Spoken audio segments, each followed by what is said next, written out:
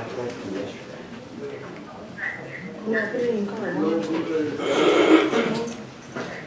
it in your back seat.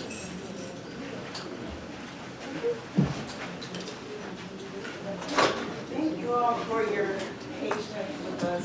There is so much going on today, including board meetings, the sisterhood soiree, alums are meeting today, and our names. So everybody is all everywhere. They're trying to decide where to be. So we'll get started in just a few minutes of gathering the rest of our folks together. Talk amongst yourselves.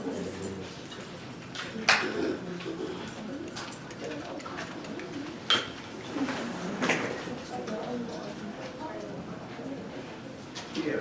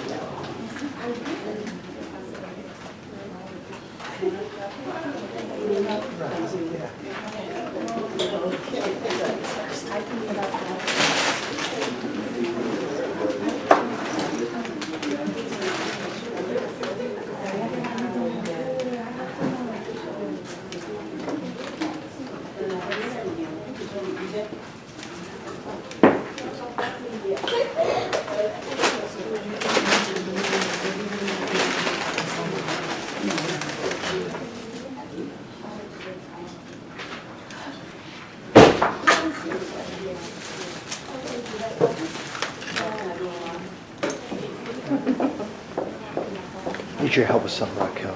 I cannot figure out why. Don't drop your lunch. Don't drop your lunch.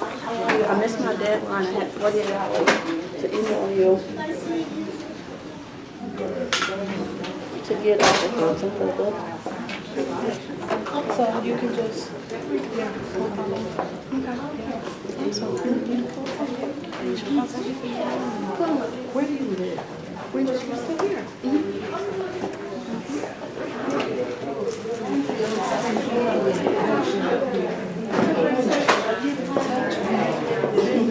I love it.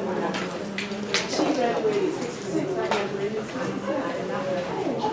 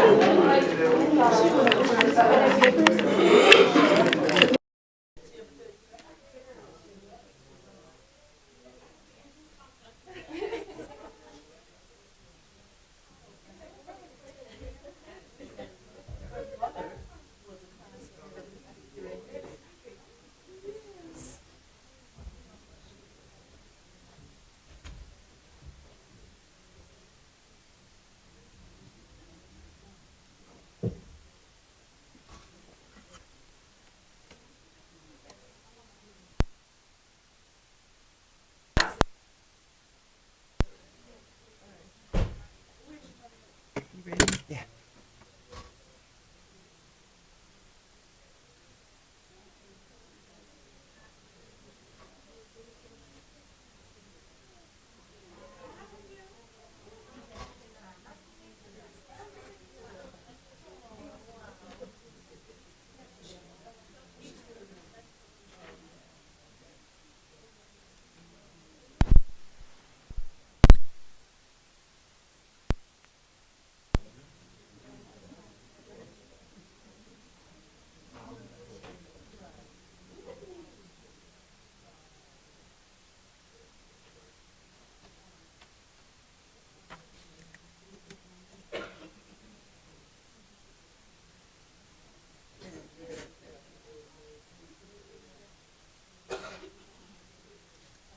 Hello, everybody.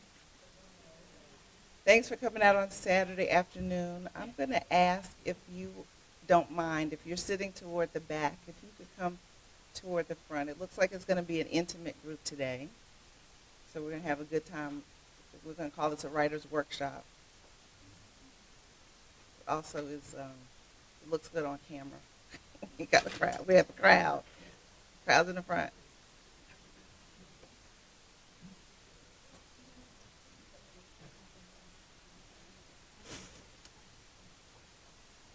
So this is our 5th annual Journalism and Media Studies Department Black History Month Media Festival.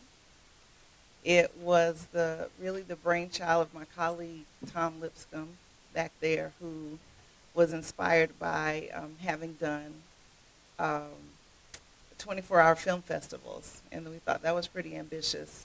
But we wanted to do something to give our students an opportunity to be inspired to create, and then bring in people who would inspire them to create more. So each year the theme is a little different. This year we have decided or we're inspired ourselves by this Edwina Davis, who called and said, I have this book and I want to bring it to Bennett, and what can we do? And so we talked back and forth. And we thought, well, let's make books are media. So let's make them part of the media festival. And then we also realized that we had a wealth of people who were associated with Bennett in various ways and who had written wonderful works, and we wanted to bring them all together and bring you all together. So thank you all for coming here and working with us and inspiring our students. So as I said a little bit earlier, there's lots going on campus today, so people are scattered around, so I'm anticipating people will be in and out of our different sessions. But we are going to enjoy each other as writers and lovers of the word, and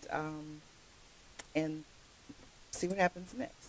So without, I want to give you the opportunity to also meet our new Bennett College Poet Laureate, Jasmine Faison, and I'll have her come and do the official welcome.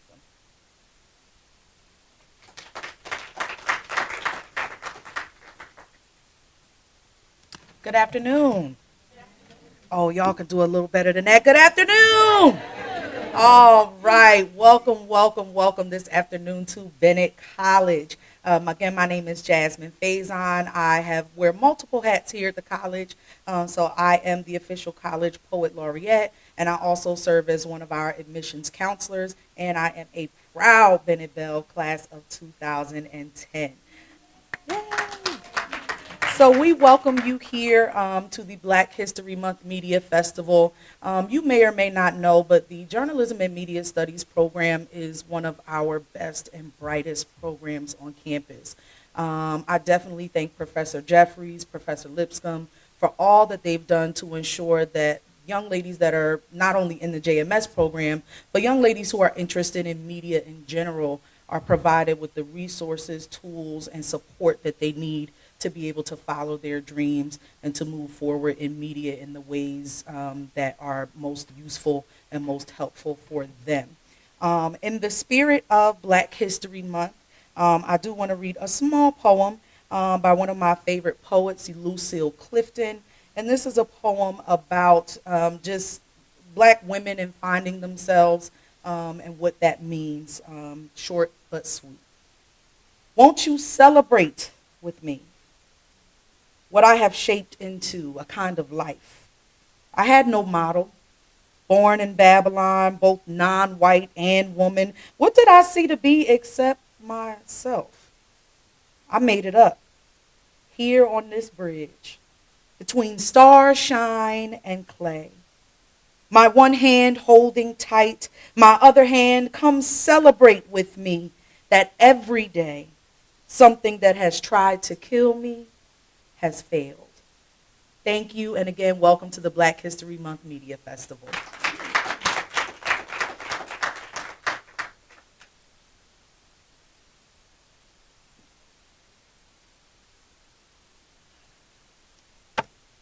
I was raised from birth going to Trinity Baptist Church in Danville, Virginia. And one of the things that I heard often was raised them up, and obviously I haven't been to Trinity Baptist Church in long enough to get the quote right, but the spirit of it is about raising the children and seeing them do what they are supposed to do. We'll put it that way. And so I'm going to bring up Molly Tao, who has been raised up in Bennett College, to introduce the first panel. And she doesn't look much like me, but she's mine. So she's going to introduce the first set of panelists, and then we'll get going from there. We'll say something. First two back in 2016, if any of you were there. And if you weren't, you can watch it on YouTube. When David Parks, Gordon Parks' son, came into town, it was Molly who did the introduction to David Parks. If you go back and watch that on YouTube, you'll see that she's a little bit older and a little bit taller. But I bet the introduction may even be even better than the first time. But we'll see. Don't want to put pressure on you. Good afternoon. So we have a panel today. There's 3 people on this panel. The first person is Janai Childress. Janai Childress. She's been in the field of education for over 15 years. She attended school here at Bennett College in Greensboro, North Carolina, and received her master's degree in teaching from Trinity University in Washington, D.C. She is also a member of the National Sorority of Phi Delta Kappa Incorporated for the teaching profession. Ms. Childress also has a passion for education and cancer awareness, which comes from her professional and life experiences and is expressed in her writing. Ms. Childress uses language that a child can understand, and her books empower children to feel helpful, brave, and loving when faced with a parent diagnosed with cancer. She has 2 sons, Devin and Brandon. Our next panelist is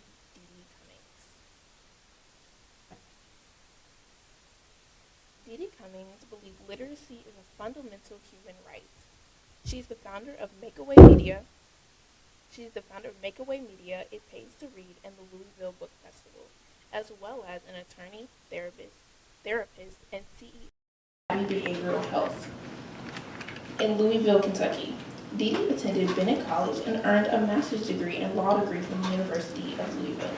All of her writing focuses on sharing inspiring messages that remind us all it is never too late to begin again. Dee donates hundreds of books and volunteer hours every year to families, children, churches, and the local school system. She and her husband, Anthony, live in Louisville with their 3 children, Kayla, Anthony, and Nick. Our last panelist, but not least, is Yvette Dion.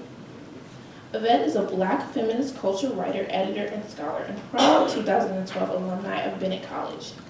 She's the author of the forthcoming Fat Girls Deserve Fairy Tales Too, Living Hopefully on the Other Side of Skinny, and Lifting as We Climb, Black Women's Battle for the Ballot Box, a young adult book about Black women suffragists that will be released on April 21st, 2020 from Viking. Presently, she's the editor-in-chief of Bitch Media, a feminist pop culture production.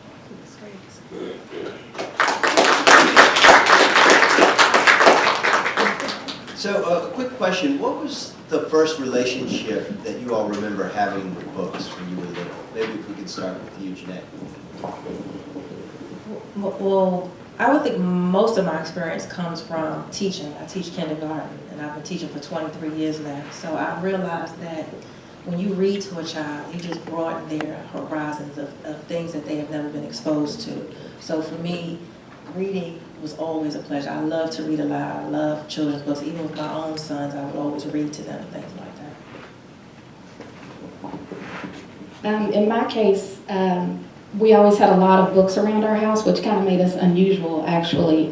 We actually had a whole Encyclopedia Britannica set, and that was before the internet. Kiera. I met Kiera today. Kiera is also a Belle. You'll hear from her later today. And she said, "What year did you graduate from Bennett?" I said, 1995. She said, "Oh, I was born in 94. It's all good. It's okay. It's all right. I was feeling pretty good until then, but I'm sympathetic with you. I'm totally joking. It makes me so happy to meet people who are recently graduating from Bennett. So I'm just joking. I'm just trying to get cheap laughs. But anyway, so when I grew up, we didn't have the internet, and we had this whole Encyclopedia Britannica set, and actually kids from all over the neighborhood would come and knock on our door to use that encyclopedia set because it was the only way you could find information for school papers and things like that, unless you went to the library. And we were closer than the library. But the books I remember the most are my mom, who's also a Bennett Belle, I inherited from her this whole Nancy Drew collection of books. I mean, lots. And those were my absolute favorite books. And I loved them because it was such a great way to kind of escape from problems, and I could help Nancy Drew figure out these mysteries. And I still love Nancy Drew, but as I got older, I realized that there was no one in these Nancy Drew books who looked like me. So I've wondered how much of an impact it would have had on me, or how much more immersed I would have been in these books had there been a character in the Nancy Drew books that looked like me, and then I could kind of pretend to be that person and go on these mysteries as well. So I loved them when I was a child, but as I've gotten older, I've made it my mission as an author to include diverse characters in books so that more children, not just kids that look like me, but lots of children can see themselves in a book. This is a good question that I'm thinking through in real time. I remember being 3 years old, and there was a commercial that came on TV for Hooked on Phonics. I might have been 4, like 3 going on 4. And my father, it must have been like a gleam in my eyes, and he said, "Yvette, do not pick up the phone and call Hooked on Phonics." And I was like, okay, like, I wouldn't do that. And so he went to shave, and as soon as he was out of the room, I called Hooked on Phonics. And that's when I figured out that the letters on a telephone rotary corresponded with numbers. And he, to his credit, they were like, well, we need to have a parent. And so I took the phone to him, and he ordered it, and that's how I learned to read. And from that point on, like, I was just a straight up bookworm. I can remember, like, the library was my favorite place to be. It was the place that I learned, how to use the internet, for instance. And the librarians were kind of like, almost like neighborhood mothers, or like alternative mothers who would watch us in the daytime and our parents were at work.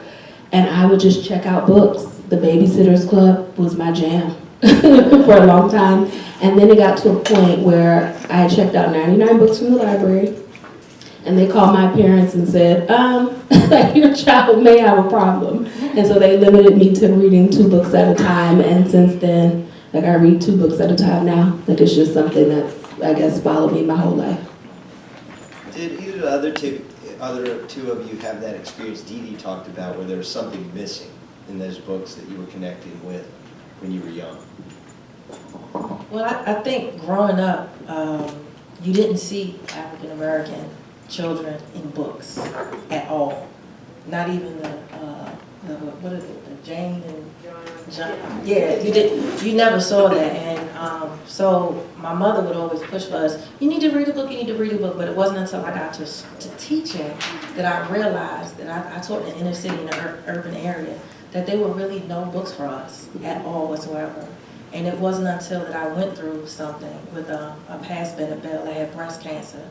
And when she was going through it, I was like, are there any books out there for kids? And she was like, none.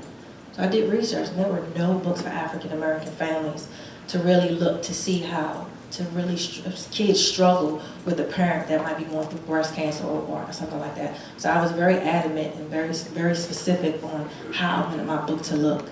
And so people could receive it the correct way, to see us going through something, because a lot of times we don't talk about medical issues when we're going through them. Yeah, I would say to that, when I was growing up in the 90s, basically, there were a few books, like Roll of Thunder, Hear My Cry, or there was Addie, who was a part of the American Girl series, but they were always historical books. So there were no books where the protagonists were like in my time. They were all like Addie, of course, was enslaved. Like, they were all from a period unlike my own, and so it was hard to get into those books because their realities were so different from my own. Would you tell us about your favorite character that you've written in one of your books? If all of you could talk about that. One of my favorite characters is a little girl named London Giselle. And she is a first grader, and she is very vibrant. She's very vibrant little girl, and she's talking to her class about how beautiful her mother is.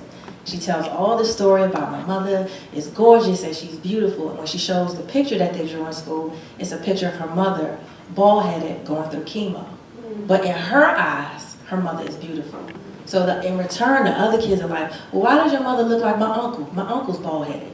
So she tells them as a first grader, well, my mother has cancer and, you know, she's going through chemo. So one of the kids in the book says, well, what's chemo? Is it like kryptonite? And she's like, no, it's not kryptonite. It helps my mommy get better. But that's what I witnessed when my Bennett sister was going through cancer, that her daughter actually really didn't understand. Her mother never saw the beautiful Melody that we knew, the 6'2", 300-pound Southern Belle. She saw a very skinny woman that was sick all the time, and that's what she remembers. So I just wanted to make sure that when I wrote the book, that this character was strong and understood, and it was from a child's point of view. I have two. Please don't make me choose. Can I touch you real quick? Can we hear both of them, everybody? Okay, I'll try to make it quick. I'm a talker too, so.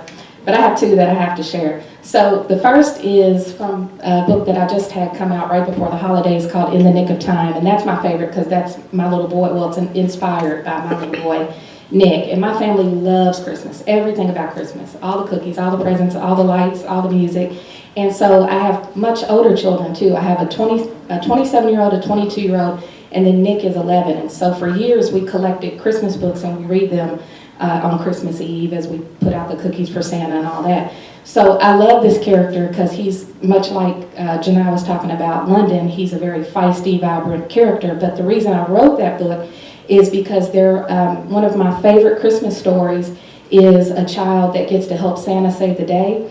And after years of collecting all of these Christmas books, I noticed that there was no story where an African-American boy got to help Santa Claus save the day. So I'm reading these books to my children, and I don't have my favorite classic Christmas storyline to share with my own children. And I wanted my Nick, 11 years old, well, he was 10 when I wrote the book, to have that experience where he felt like the hero too, and kind of like you were talking about, he even told me, I don't want to read books about slavery. I want to read books about stuff that I'm going through. I want to read, stories that are things that are happening to me. And so in this book, I wrote this feisty little boy who's playing video games, and he learns a lesson about poverty and privilege, and that what Christmas is really about, and he gets to help Santa Claus save Christmas.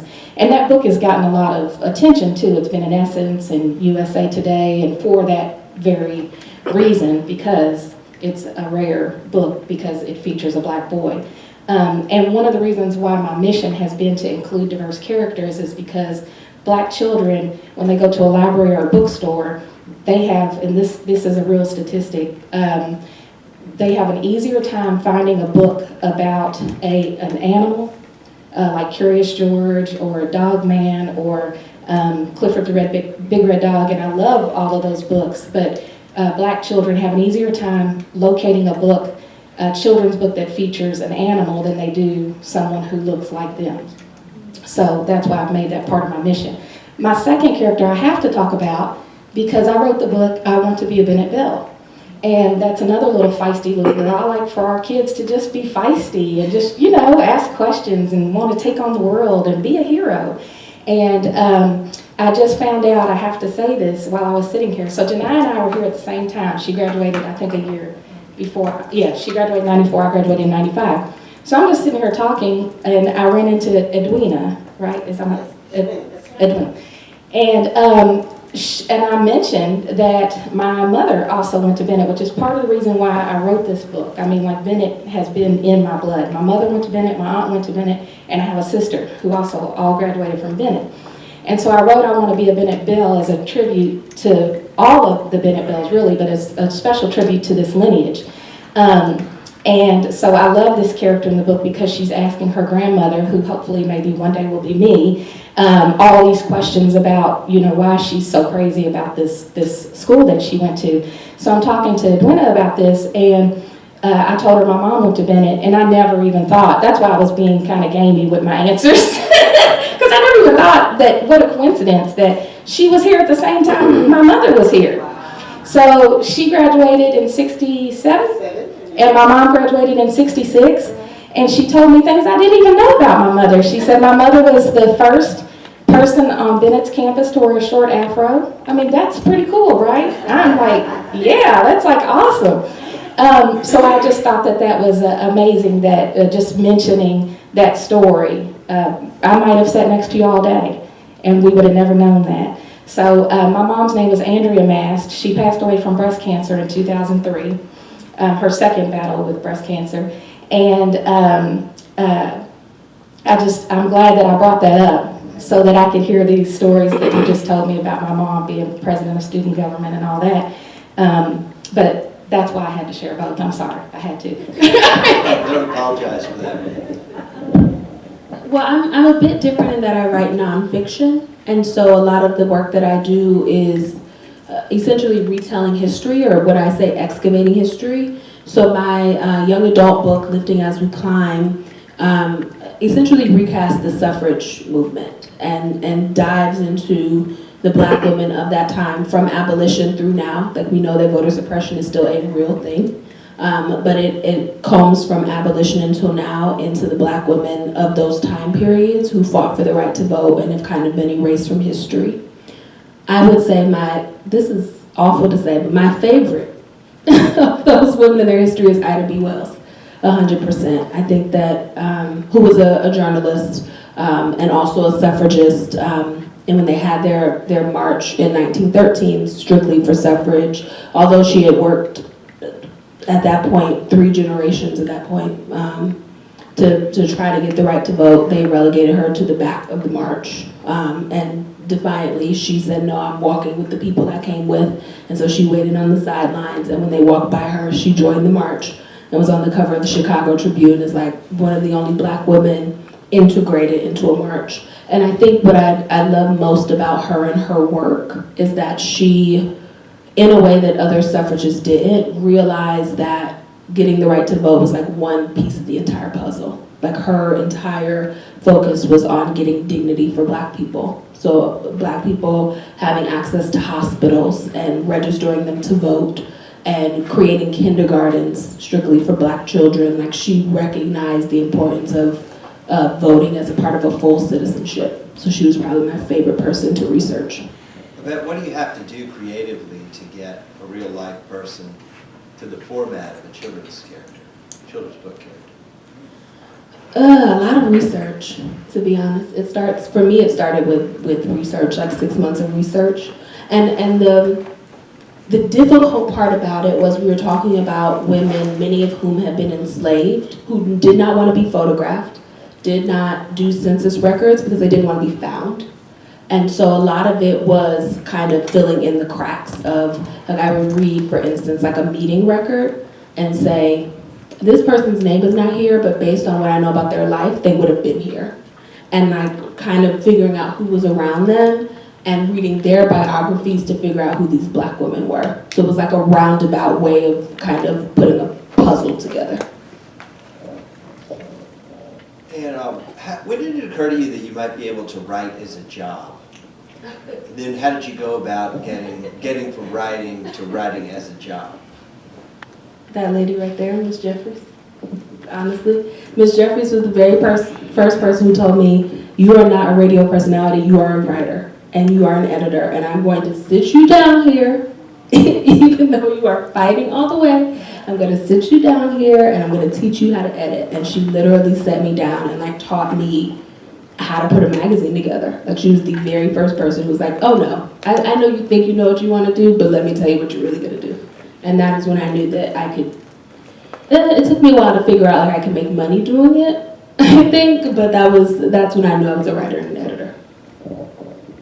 That's an amazing story, and I don't want to let today pass without, and I'm sure you probably have the same stories, I know you do too, without thanking you all for being Bennett College professors, because I didn't have you all. I was way before your time, but my Bennett College professors, I know y'all don't make a lot of money, So you have to do it because you care about us. And my Bennett College professors truly changed my life. But I went the psychology route, so I had encouragement. Yeah, I remember. See, I remember you. You don't remember me because I was like a little mad at you. You want to go to the cafeteria? I want to go. She remembers me. I'm just joking. But yeah, she was the big sister. I was the little sister. So yeah, I followed. I went to psychology like you went into psychology like you did. So my professors pushed me into that because that was where my love was. But real quickly, the story behind how I became an author, because I'm older. I'm like in my 40s now. And I've only been writing for 5 or 6 years. Some people think authors have been writing forever.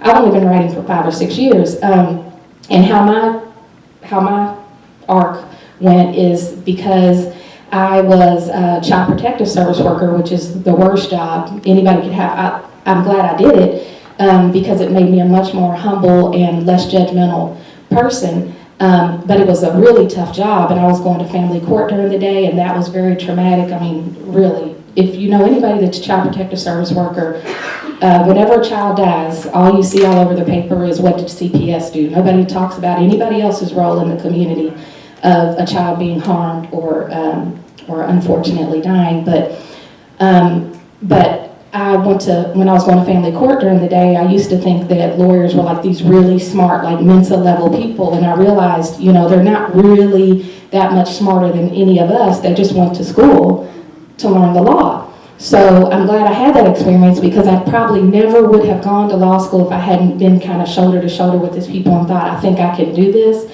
So before I did that, the state of Kentucky, which is where I'm from, paid for their social workers to get master's degrees. So for the younger kids in here, if you ever have anybody offer you free education, take it. Because by the time I got done with law school, I didn't want to be a lawyer anymore. I hated family court. It's a horrible game. I didn't want anything to do with it. I wanted nothing to do with it. But I found out because I had gotten this free master's degree as a social worker that I could take a test and get a license as a therapist. So I started practicing as a therapist. I still practice as an attorney, but more like pro bono. I do a lot of work in like disproportionality with minority kids that get expelled from school that shouldn't have gotten expelled from school. Anyway, through my work as a therapist with children in foster care, it was a very heartbreaking job. And I don't pretend to live the life that they live, but their heartbreaks also became my heartbreaks. And I sat at these tables, school meetings, family court meetings, where people would constantly ask the child, what's wrong with you? What is wrong with you? Why do you act this way? Why do you lie? Why do you do these things? And then people would tell them, I actually sat in foster homes where foster parents said, you ain't never gonna be nothing, right in front of me. I mean, that's just how confident they were about what they were saying. And so I started writing with kids as a way to help them label themselves, tell their own story. You say who you are. None of these people sitting around this table say who you are. You say who you are. So if somebody tells you that you're not going to be anything, write down what you're going to be. Tell me how you're going to get there. Tell me your dreams. Tell me your story. Tell me what you've been through. Tell me your passions. And that became so therapeutic for them that I started doing that myself. And that's how I started writing. My journey's kind of way different. I majored in psychology, like she said, and I had to take, we had to take English class. So Miss Fees was actually my professor at that time. And the class of 94, we were a little rowdy bunch. Yeah, y'all were. Yeah, we were a little rowdy. And we would go into Miss Fees' class, and she was very, very professional, and she would always tell us what we need to do. So one day she asked us to write a descriptive essay. So of course, I'm from New York. I don't want to be there. I want to write an essay. I don't feel like it. But I said, okay, I'm going to write this. So I wrote an essay about sitting on the New York City subway. And I put my all into this essay. And all my girlfriends from other states, and they wrote different things. And when Ms. Pease gave it back to us, I don't even think you noticed, you gave it back to us and you said, Janai, I felt like I could smell the smell on the subway reading your paper. She was like, this is amazing. It was my first A+ I ever got at Bennett, probably in the last. And I took that and I always was like, I can write. Fast forward, I go to get to grad school. I'm in grad school writing these papers. My professor calls me and she's like, Ms. Pridgeon at the time, she was like, you need to go take a one-on-one English writing class because your writing is awful. And I was like, what? Ms. B said I was an awesome writer. Like, this is crazy. So I graduated and it gave me like a stigma, like I couldn't write. like, I'm not a good writer. And I went through this whole breast cancer thing with my best friend, and I was like, I need to write. So when I write my books now, I'm on my third published book. So what I do is I'll write a book, and I'll sit it down for about 2 weeks. And I have to go back, and I'll read it again. But in my mind, what Miss Spees told me always stuck with me. So it didn't matter what anybody else thought, because she told me that I was a good writer.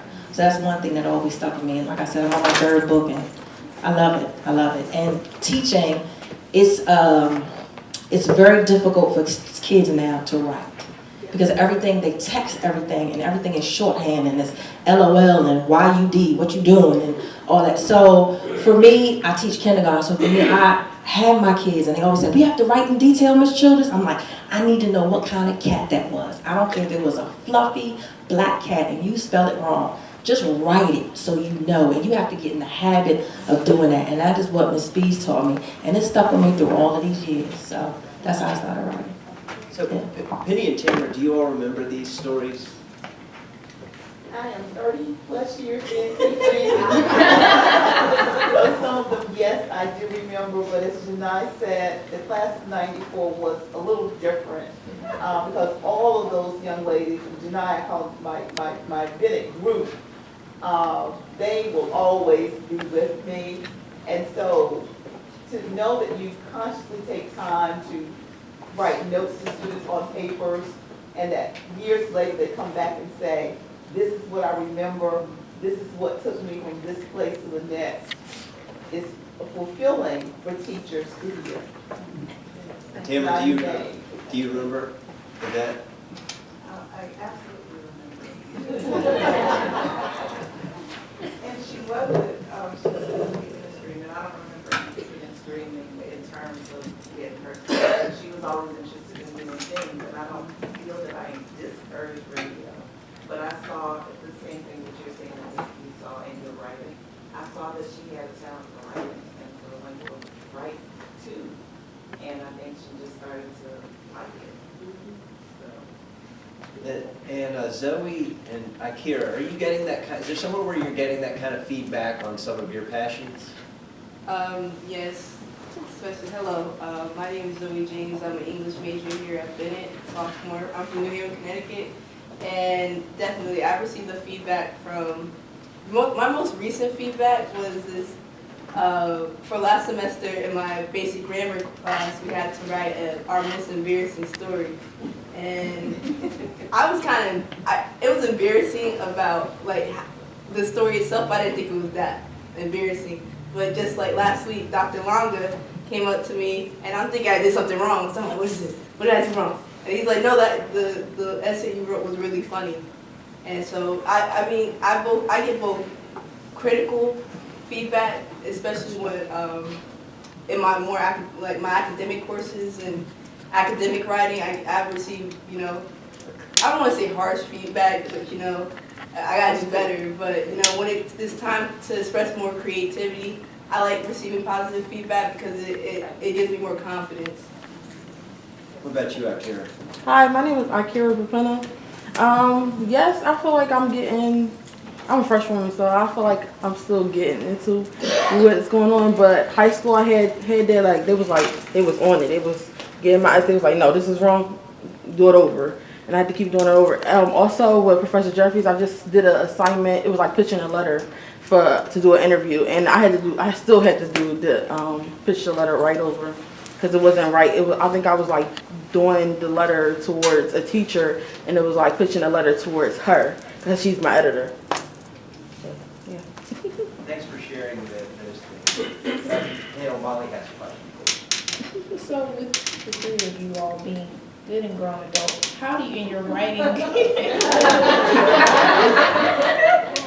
you're writing these children and young adults books, but how do you not remember, but how do you remember what children, or what a children would like to read? I think for me, it's easier because I'm in the trenches every day with them. So I hear the stuff, I see the stuff, I live it. So for me, writing, you know, just from an African-American woman to these children that are just like me, it's my inspiration to give back. And so I just, from the experience of my kids, I would say that the experience for my children. I would piggyback on that. I used to be a teacher. I taught an 8th grade social justice class. And I think it was the first time that I realized, so the way that the class was structured was that we would spend basically 6 weeks on a different part of an identity. So we spent 6 weeks on race and sustained activism and 6 weeks on class. And the final for each 6 week, we called them raps at the time, was to put students in what we call Socratic circles, where they would toss ideas off of each other and like build on each other's ideas. And we're talking about like really intangible concepts of like, we're talking about gender identity, for instance. Like that's an intangible thing. Watching them like carry on a conversation with each other about poverty and at the time there were a lot of unarmed Black people being killed across the United States. So watching them have conversations amongst each other about that made me realize how much they could hold. And so when I went into writing this book, I thought a lot of those students now, if they finished high school, are freshmen in college. And so I thought a lot about, could they handle what I was writing? Because there's a large section of my book, for instance, about lynching. And so I have to think, can 5th and 6th graders handle a book that talks pretty descriptively about lynching? And I had to like check myself. I watch students do this, like 13-year-olds bounce these ideas off each other. They can handle this book. And so of course you have to pare it down and I had a great editor at Viking who actually came to me to ask me to write this book based on an article she'd read that I'd written. And so she kind of helped me with, you know, like paring down the language itself. But in terms of the subject matter, like I have no doubt, even like having nieces, my niece is going to be in 5th grade, which is the reason why. And I had thought about saying no. Ms. Jeffries knows I'm an indecisive person. I think a lot about saying no. But knowing that my niece would be in 5th grade when this book was released is what encouraged me to say yes. And so I just thought through, like, could my 8th graders handle this? When I arrived at yes, I went through and just wrote it as I would write anything else. I think it's a really good question you asked, Molly, and I'm very impressed by how you're handling this whole day, introducing people, asking questions, because if my mom would have dragged me in here and asked me to do this, I'd have been like intentionally hanging out by the donuts. She would have been able to even find me. So this is a big deal. You're doing this and you're doing very well. But I don't really write what children want to read. Hi, Natalie. There's our alum president back there. Hey, everybody. Hey. Look beautiful as always. But I don't really write what children want to read. I write what they need to read. And luckily, it turns out to be what they want to read. So much like I was talking about reading Nancy Drew books as a child, I didn't really know that I was missing a character that looked like me until I got older. And who knows the impact that might have had on my esteem. But I wasn't monitoring it actively at that time. So I intentionally, you know, insert characters, not just characters of different shades of skin, but characters of different abilities and different interests and different backgrounds. And I write a lot about psychology issues. So I write about coping skills and I put them in stories. I weave them in stories without using words like coping skills. So kids then say, you know, I read in this book that I could imagine jumping into a pool and that alone might help me cool down. But they don't know that that's a coping skill. So I write a lot about things that they really need to see, and luckily they do like it. Do you test your books out on children before you take them to your publishers? And if you do, who do you test your books out on? When I first wrote my first children's book, I called my girlfriends over. I said, y'all want to come over for some wine? And they were like, sure. So they all came over and I pulled this manuscript out. They were like, what are we getting ready to do? I said, I need you guys to read this book. And I really need your opinion of what you think I should, if I should go forward with it.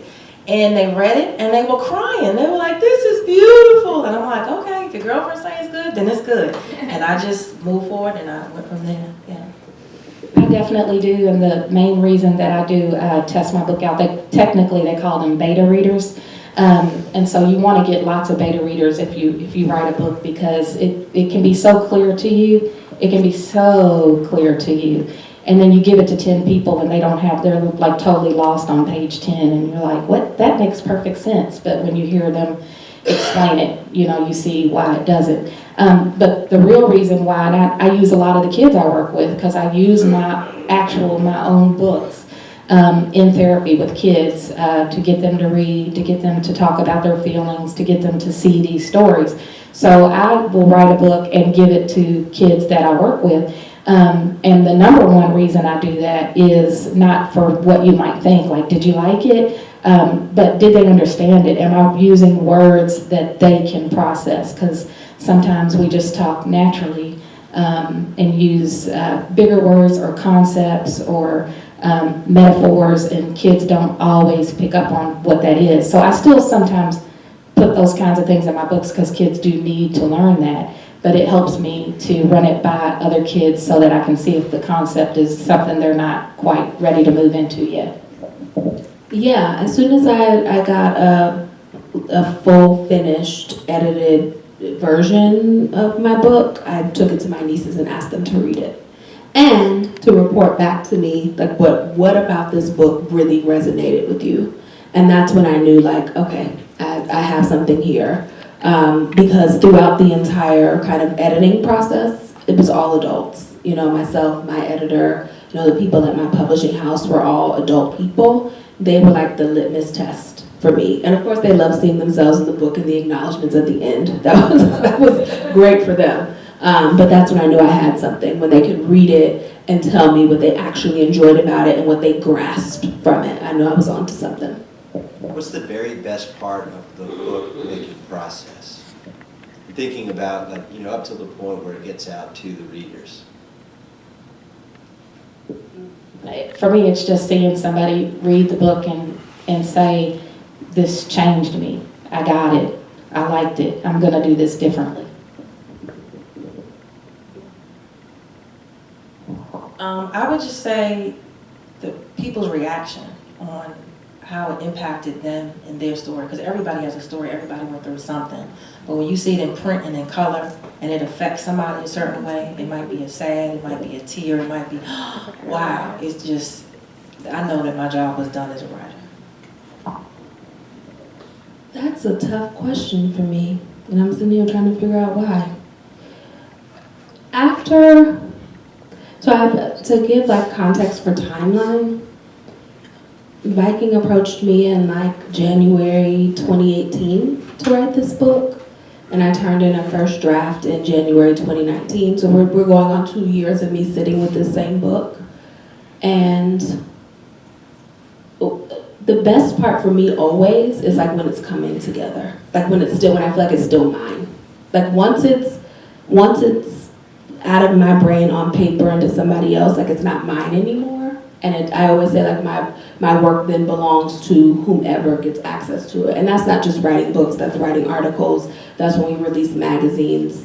Well, once it's out of my hands, like it's for everyone to consume and love on or dislike or whatever.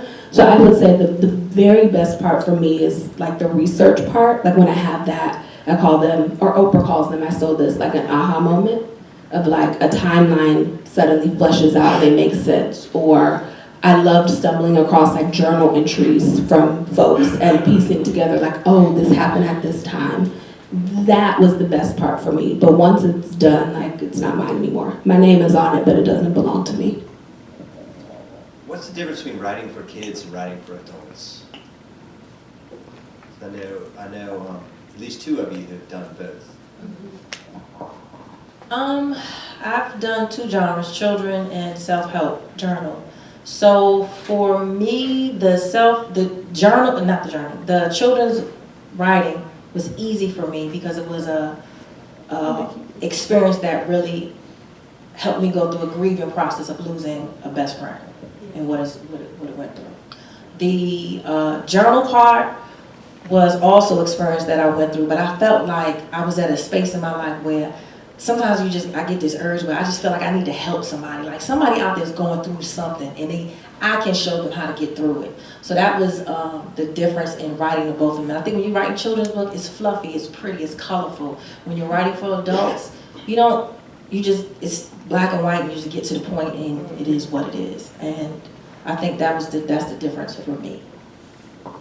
I like to write for kids because it's fun. I like to write about a child flying on a banana through the air. You know, adults don't think like that. At some point, you know, I don't know what, there's like a switch that goes off. And if an adult reads a book about a kid who jumps from a swing on a tree across the entire world, adults say, that can't happen. You know, where kids say, that's the coolest thing I've ever seen. And that's why I like kids more than adults do.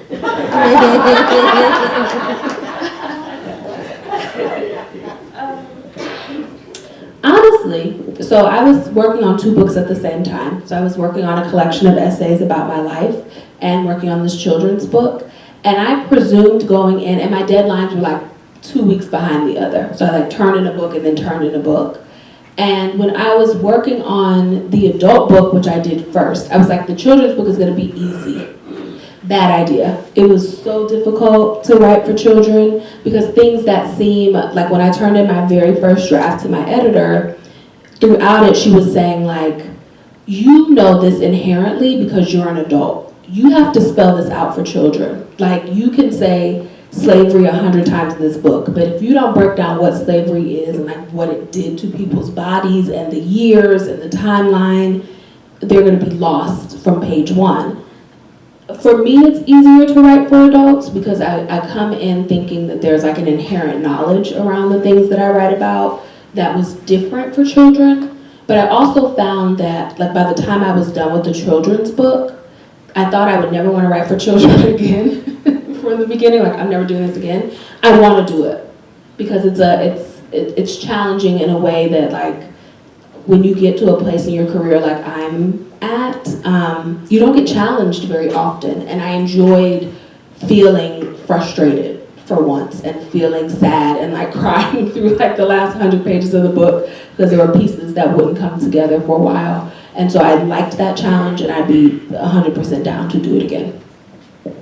We have time for just a couple of questions. So does anybody have a pressing question right now?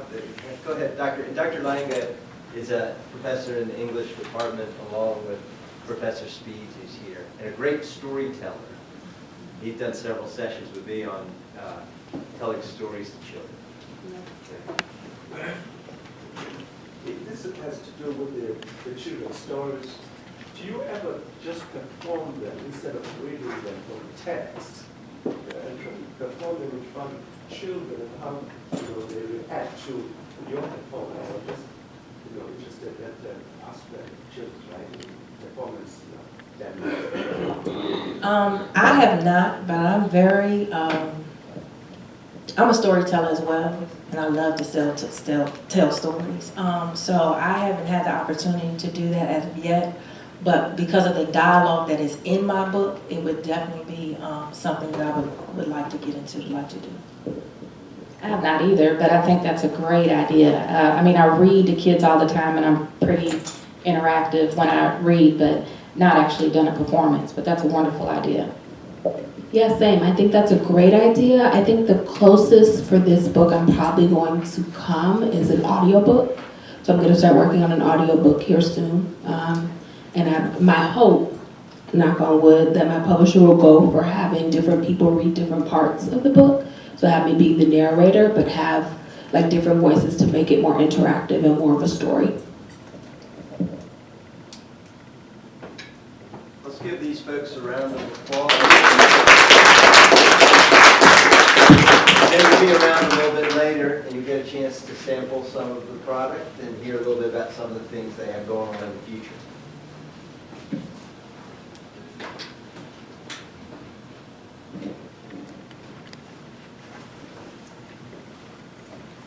I've been instructed to give you all a chance to go and get something to eat. And there's some snacks and some drinks in the lobby area. So if you want, while we're transitioning to the next group, take just a couple of minutes to grab refreshments if you like. And if you need to restroom, they're down the hall. If you go out here and go to the left, down the hall. Yes. One of those papers. Sound right. We eventually had to take this off.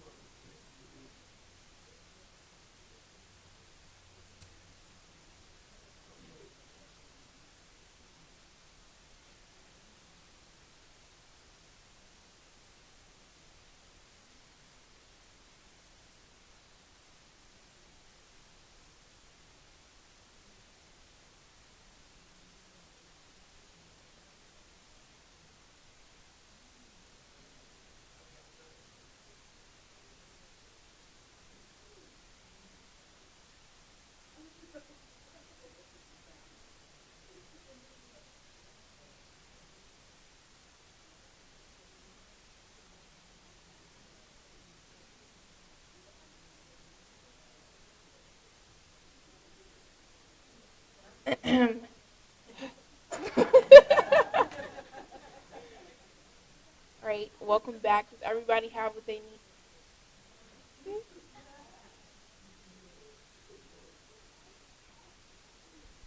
The next panel that we have Today is books to build on. Our first panelist is Kiera Kelly. She is a blogger and author. She is a blogger and author from Los Angeles, California. She graduated from Bennett College in 2016 with a degree in journalism and media studies. Kiera currently serves as a fearless ambassador, helping create media content for women to live in their dreams and push past their fear. In 2017, Kiera created Boston in Her 20s, a blog that sheds light on real-life experiences as a 20-year-old. Kiera's main goal is to create safe spaces for other women to remind them that they aren't alone in this journey and that their truth matters. Our next panelist is Timoji Jackson. Ms. Jackson is an award-winning speaker and educator and the author of 7 books, including her latest, Hey Sis, with Love. She is a certified life coach who travels the country to present on leadership, success, emotional intelligence, engagement, and other purpose-rooted topics. She was recently at Harvard University presenting on academic liberty. Timoji's most rewarding work takes her into 2 men's prisons on a weekly basis to teach the emotional intelligence and anger management curriculum she created. Timoji is an ordained elder, a doctor of ministry candidate, and holds Masters of Human Services in Executive Leadership. She received her Bachelor's of Arts and Science Empowerment Strategies from Bennett College. She co-hosts a cable TV show, an international podcast series, and a YouTube channel, and is an adjunct faculty member at North Carolina Community College. Our third panelist is Valerie Johnson. Valerie Johnson is a singer, author, life design catalyst coach who has had a very successful career as a music educator and a vocal soloist on both national and international stages. She served as the Bennett College Choir Director for nearly 20 years, during which time she challenged her students to align their purpose and passion with their major. She is a professor of voice at NC State University. She is a graduate of the University of Southern Mississippi and Howard University. She is the recipient of many outstanding awards and continues to be in demand as a performer, motivational speaker, and clinician. And our last panelist is Ms. Carmen Smith. Carmen is the author of Email Marketing, Business Guide and Planner, How to Get Clients to Listen. She directs projects at Nice Media Group, managing communication projects for international community and economic development organizations. Prior to Nice Media Group, Carmen was an award-winning editor for several magazines centered around economic development and women's entrepreneurship. She also has been a lead graphic designer for national e-commerce brands. Carmen holds a bachelor's degree from Bennett College and a master's degree from the University of King's College and Dalhousie University's Journalism and Business School program. Our moderator for this panel is Ms. Tamara Jeffries. That's all we got.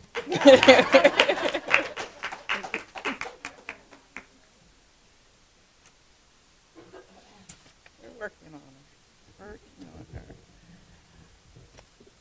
I was excited and interested in this panel because, as some of you, as she knows but wouldn't say, a lot of the work that I have done as a writer has been around health and helping people live their best lives. And so I'm inspired and encouraged by people who take that to the next level and make it about books, putting it into a book or books. So the first question I would like to ask you all is to give the audience a sense of what your book is about briefly, and then what was the motivation for getting that done? What was your motivation to motivate other people?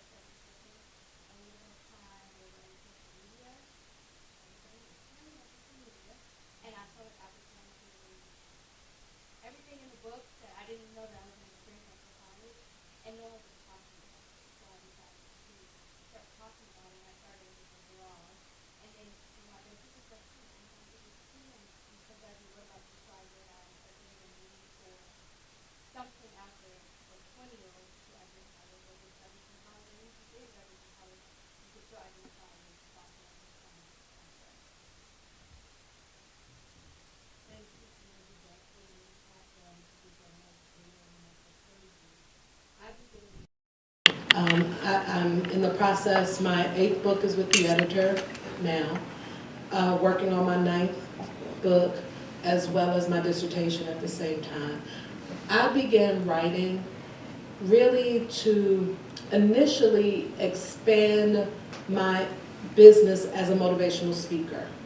And so I was already working in the industry, going to colleges, going to businesses as a motivational speaker. And I realized after sitting down with the consultant that in order to grow my business, that I needed to write a book, because we live in a world where if you write the book, you're now an expert, even if you're not the expert, right?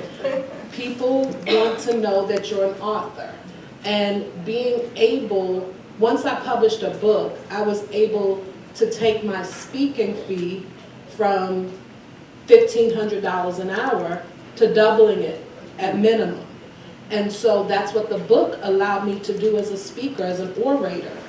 And then I realized once I sold the book, once people started reading the book, that I was able to present self-help to people in a way that was practical, applicable, and meaningful. So that is why I write self-help.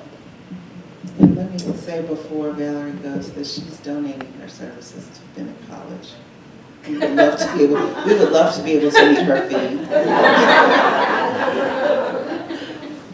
Hi, I'm Valerie D. Johnson, and my book just came out in September, so I'm a really young new author, and it's While I Needed to Know That, a manual for embracing a powerful life without limits. This book is for the high school student through the retiree, anybody that has not figured out what their purpose is in this life. This is the book. I started talking about how we have to get rid of our stinking thinking and anything that hinders us from being our truly authentic self. And then I go from that to really diving into purpose. And then there's some other things, just basic things about life, how to live with limited resources, about faith, about what you do and what you shouldn't do when someone dies. And then we talk about friendships and leadership. That's a huge thing for me. I think many times our businesses, our churches, our institutions often fail because people are in leadership positions, but maybe they're really managers. And that's no diss to a manager, but in terms of what those prerequisites are, that's something that needs to be looked at. My motivation was simply this. I was talking to a friend that I seldom talk to. It just seems like we have these God moments, and this was one of those moments, and we talked, and she said, wait, before I get off this phone, I feel like I should tell you that you should have written a book by now. And I was like, what? Are you kidding me? So I was like, well, actually, I've started doing a lot of different writings, but I've not done anything with it. She said, I am telling you, you need to get the writing. So I got off the phone with her, and an hour and a half later, I was meeting with my mentor, and I shared that same story with him. And he said to me, Valerie, write the damn manual. And I was like, okay. That's why I call it a manual. So yeah, that was my motivation.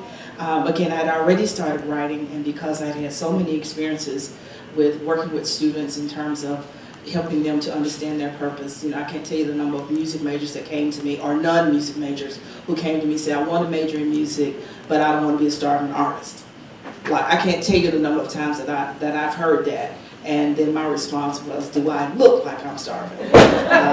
So that's all part of my motivation. I'm Carmen, and I am the author of Nice Content, Email Marketing, Business Guide, and Planner.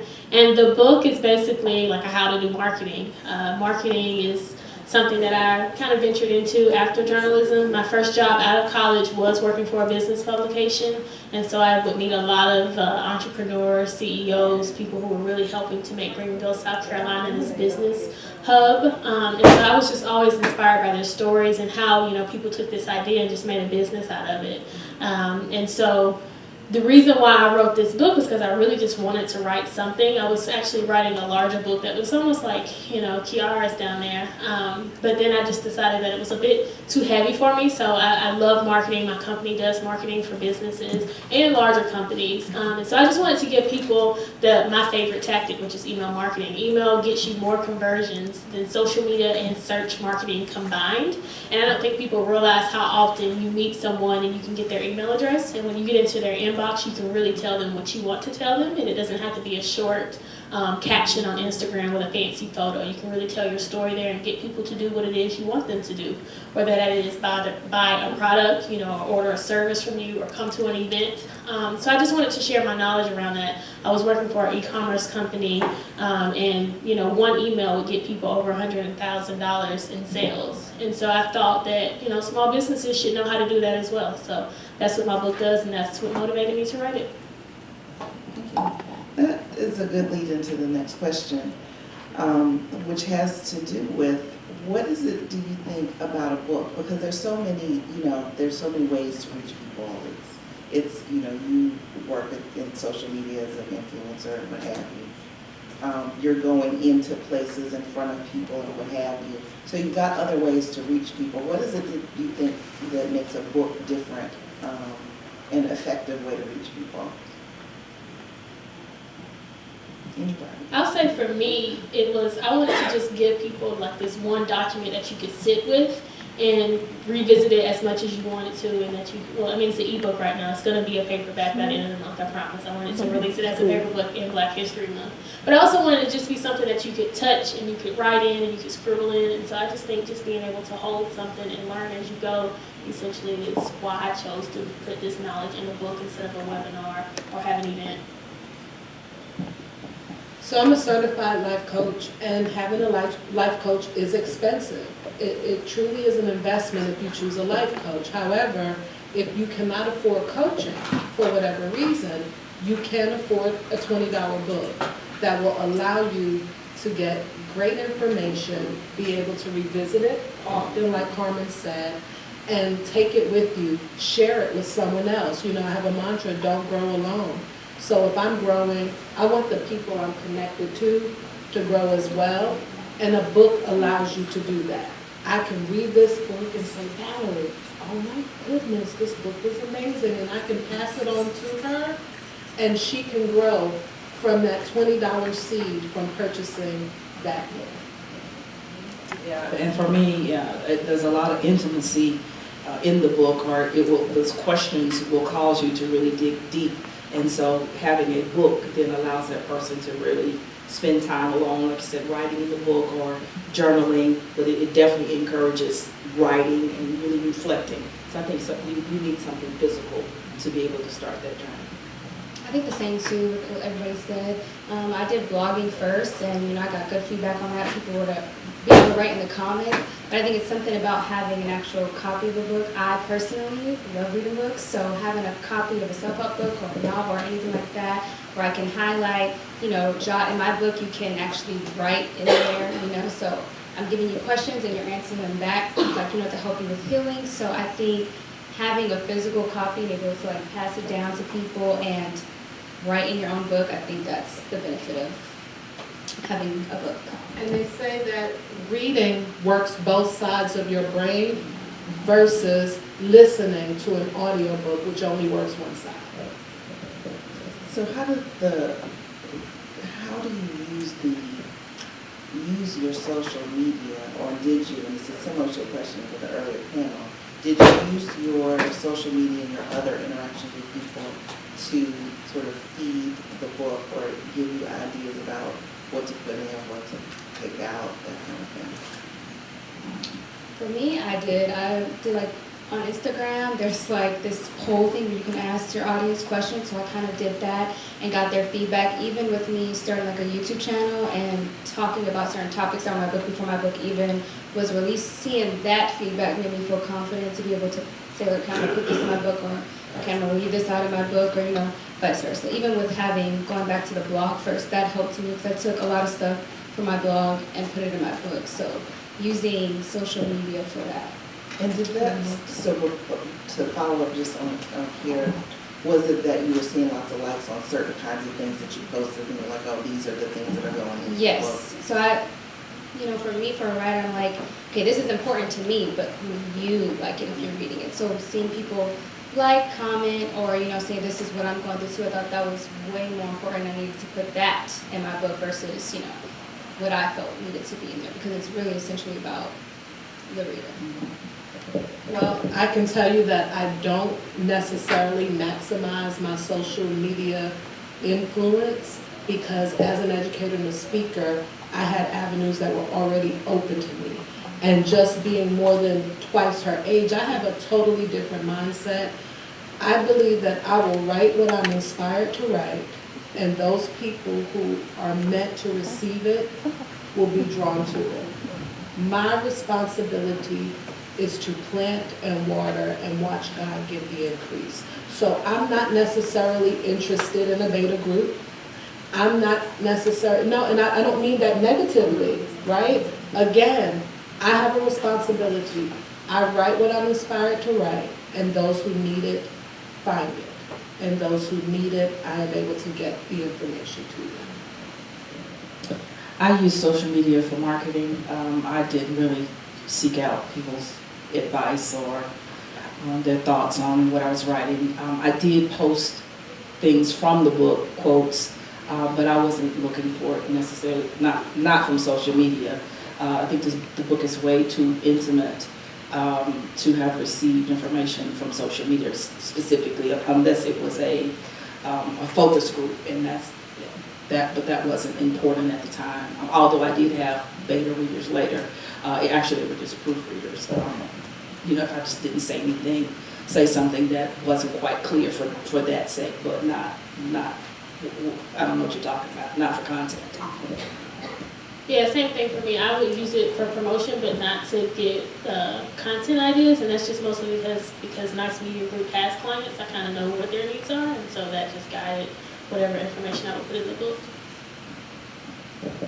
So what was it about your experience, or what was the moment when you realized my experience was good enough to make me an author, to make me somebody who should tell somebody else what to do? Who do y'all think you are? I have Bennett sisters who hide me.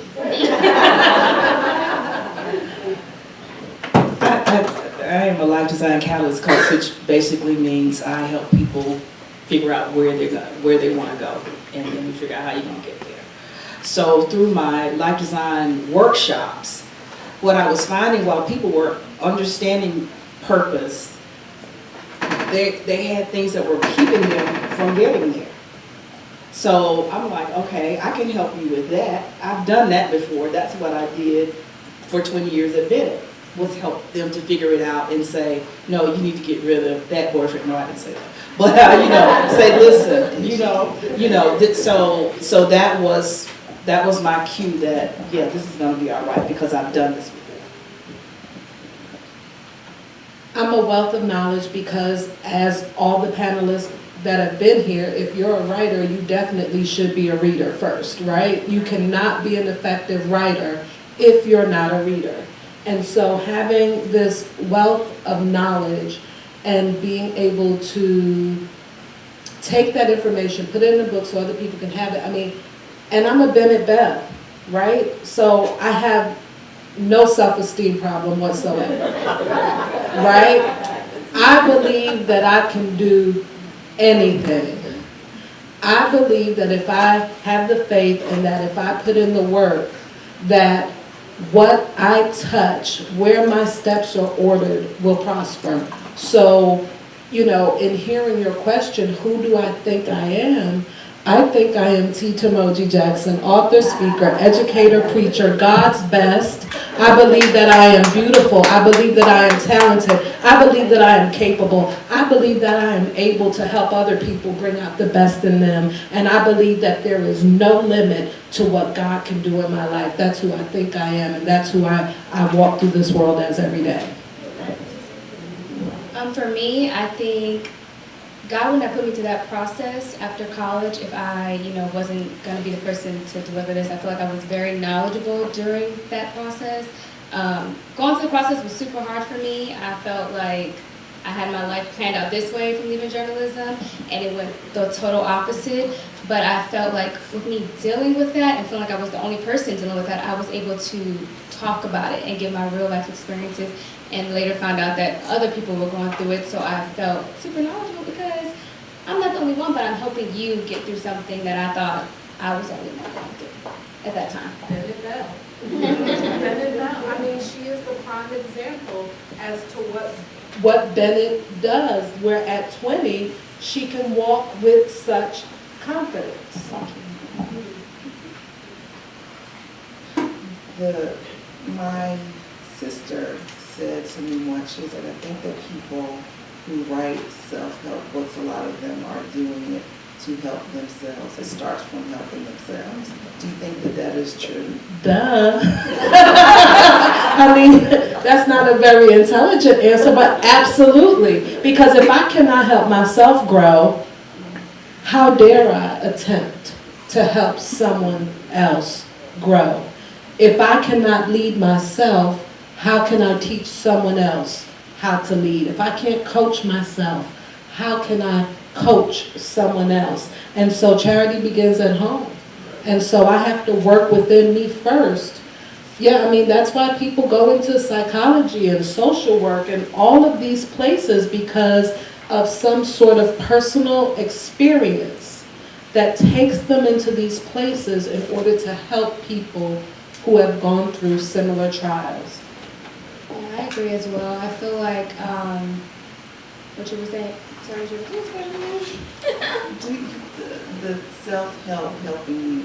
Oh, no, yes, I agree as well. I feel like when I got the idea to write the book, it came from God, but during that time that I got the idea to write the book, I was still going through my silent season, still going through postgraduate depression and trying to figure out my way through there. So as I'm going through counseling and therapy and everything, writing everything down. I literally was writing things down as I was going through it. So I feel like it was healing me, but as I'm finishing writing this book, it's going to heal somebody else. So, yeah. Well, mine is a little different in that I wanted to help people. I wrote this book because I wanted to help people, because again, my experience had been sitting in the classroom advising students, coming with all kinds of problems, not being their full potential self. That was my motivation. However, I will say that there were a couple parts in the book that did have to do with my personal journey. But the book in its entirety, not so much. It wasn't necessarily about me. I really wanted to write something that I thought would inspire and would help others. Yeah, I didn't realize that it was probably going to help me. I just was like, I love business owners, and I think that it's tough. And so if I can make it easy for people to know one way that they can market their business, then, I will. But as I was writing the book has several worksheets in it to kind of just help you think through a certain thing that I tell you that you need. And one is persona mapping, which is basically identifying your audience. So just, saying a black woman in her 20s, type thing, like describing the demographics of your audience member. And as I was doing that exercise, I realized Nice Media Group doesn't have personas. And so I actually was like, well, in order to help people define who their audience is, I should give them an example. And so even in that, me writing the book, I was able to define my audience for myself, and now people have that as an example. So it's helped me in that way as well. So question of identity. Because we become identified with the book. So now, as you said, Timoji, you have a book and now you're the expert on whatever that subject is. What happens, and here's an example, some of you also know I teach yoga. One of the people who's big in the yoga world is Diane Bondy. Diane Bondy came to prominence as somebody who advocated for big women to do yoga. Well, she has a health condition and she's lost a lot of her weight. So her identity in the world was promoting this, and now she's not that. How does your identity connect with your book?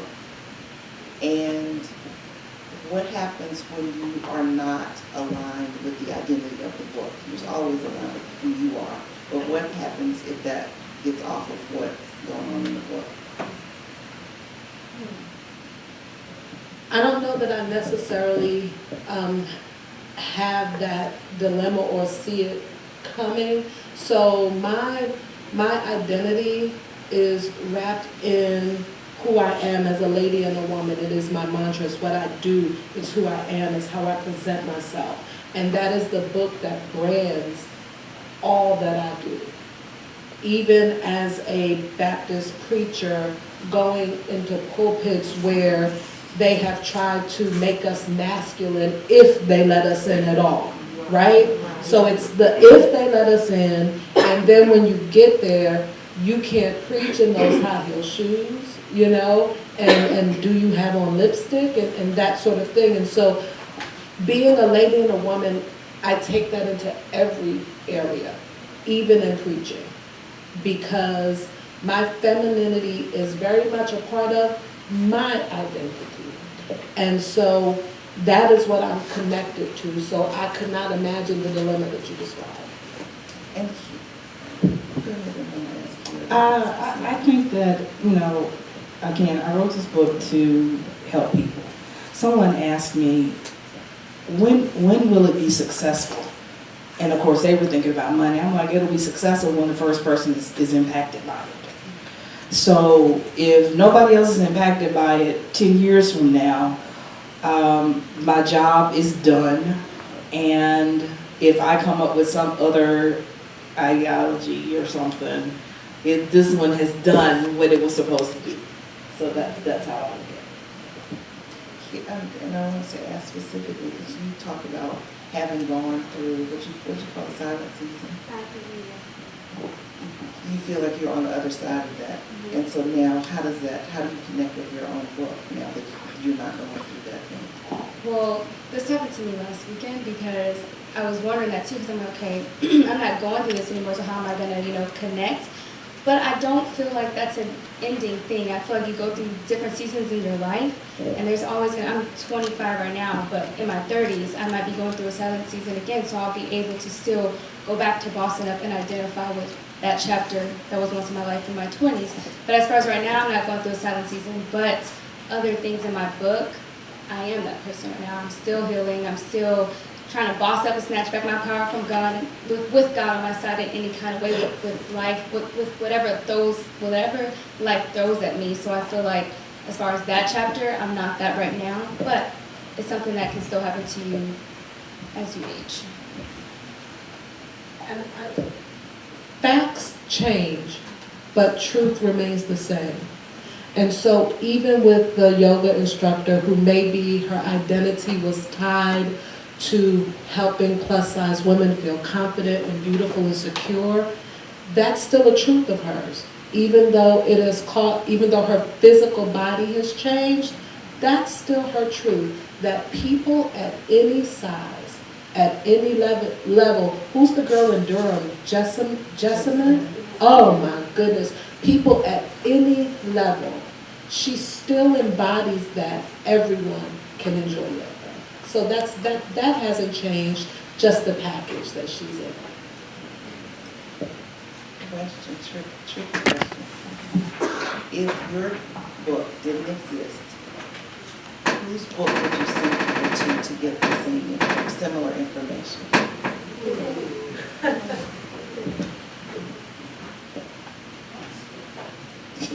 I think I have an answer actually.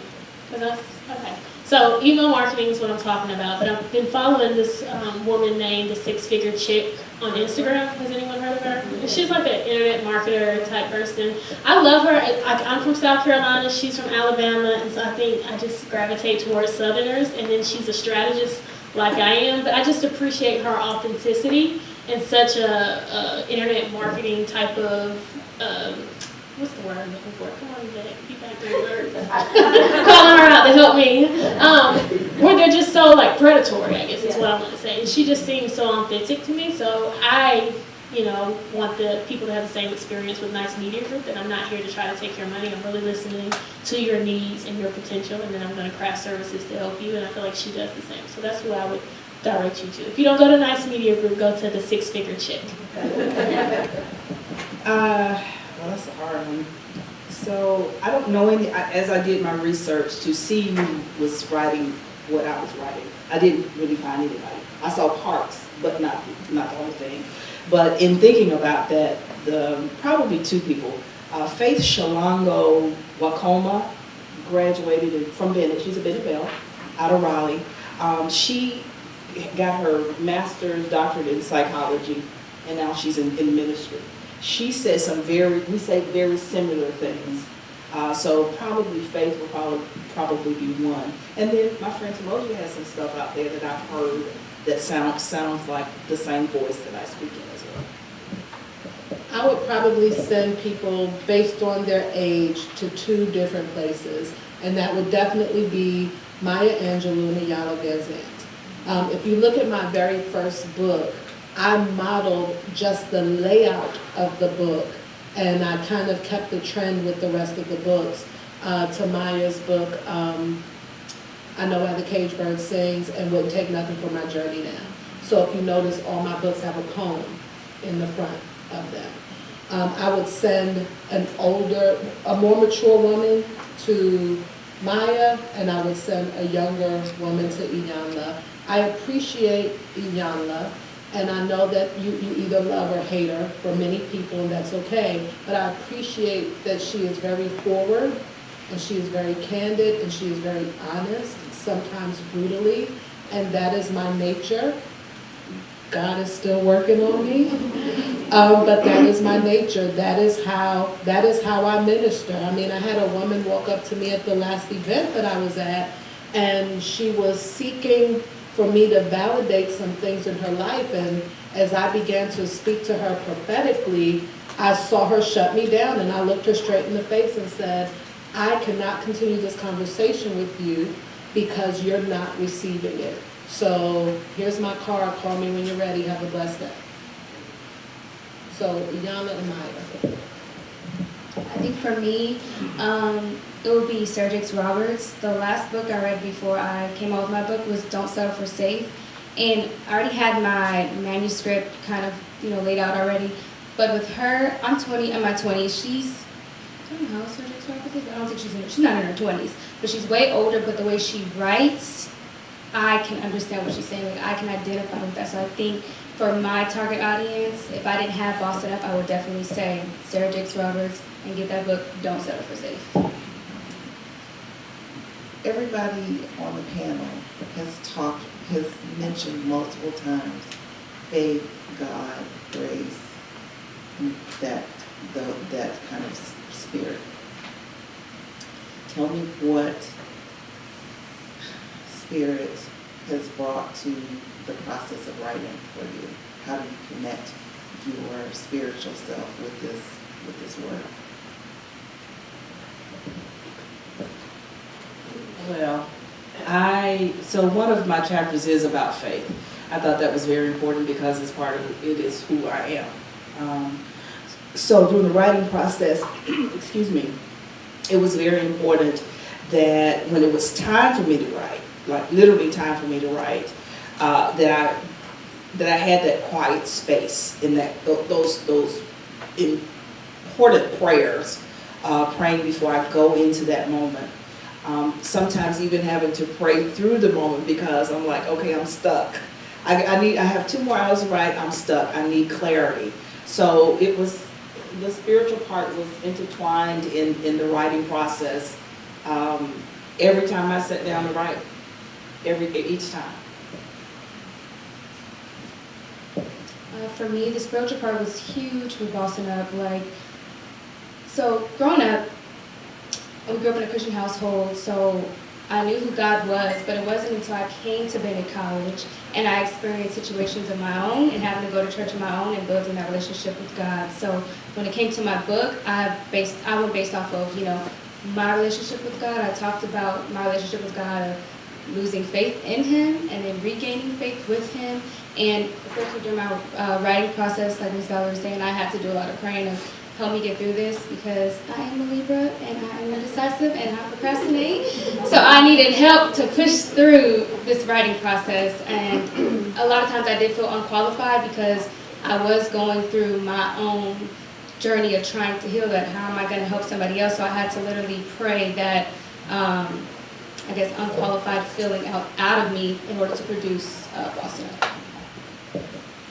So I don't write from a Christian perspective, believe it or not. So I write a book that hopefully anyone could read. And what was interesting, when I started the writing process, you know, my academic friends wanted to know, you know, is this based on empirical research and data, right? Right? And then, you know, all of my clergy friends wanted to know, oh, is this going to be rooted and grounded in the work of the Lord? You know, so it was like everybody was coming at me from every way. And what I mean, we know everybody's not Christian. We know there are atheists. We know, I mean, so again, my purpose was I was writing because I was on assignment. Period. And which also took the pressure off me as well, right? Because if I'm not responsible for the outcome, I'm only responsible for the work, then the pressure was off of me. So that's where the Spirit came in for me. God has assigned me to this work and I'm doing it. That is where the process, quote unquote, ends for me in terms of what I am responsible for. I'm responsible to be obedient to the Spirit within me, and that's what I'm doing. He will give the increase. Spirit was all up and through my writing and publishing experience. The writing process for me was very peaceful and I felt very aligned, and I was really excited that finally I felt like I was able to produce something that, I felt confident in like just the content material, but just like it was something that was going to help people. But I would say that when I really think about the spiritual experience, I hired a team of people to help me with this book because I didn't know what I was doing. You know, like I know how to write, but I didn't really know about the book publishing process. And I have a tendency to try to do everything myself. And I didn't want to project manage it. I didn't want to try to be the book editor. I didn't want to try to be the graphic designer. So I started sourcing people, and I just remember praying to God that, like, I have this idea. I know how I get an idea, and I just, like, that's all I see. So I really want you to put people into my life who can support me in getting this book done. And within a week, people just lined up. Like, the day before I had decided that I was going to write the book, my big sister reached out to me and she was like, hey, I met this girl who's working on her master's degree in journalism, and I think you guys could really, you know, do something with Nice Media Group. She knows I'm always looking for talent, people to just kind of help me with, you know, whether it's a client social media campaign or something like that. And so I didn't really know where I was going to use her at Nice Media Group, but then after I realized, hey, I need someone to help me with this book, I called her and we just, you know, vibed. And so I was like, you want to be the project manager? She's like, I've never done it, but I'll help you. And so I told her everything that I wanted. We had a really good meeting and she just took off from there. The summer before I wrote the book, I met this woman at like an event, and she used to do marketing for Nordstrom's. And, you know, she was dope. Obviously, we, you know, could converse well because we were in the same type of industry. And something just told me, reach out to her. Like, I knew she lived in D.C. We were like in an event in Baltimore, but she lived in D.C. And I said, you know, let me just text her and see, you know, I know she's retired, but let me see if she'll be willing to help me with this book. And I texted her. She's like, I don't really do that anymore, but just call me. And I called her. I told her what I wanted. She's like, I am so happy that you're doing this. You're a young woman that's writing a book. You're in business. Whatever I can do to help you, I'll help you.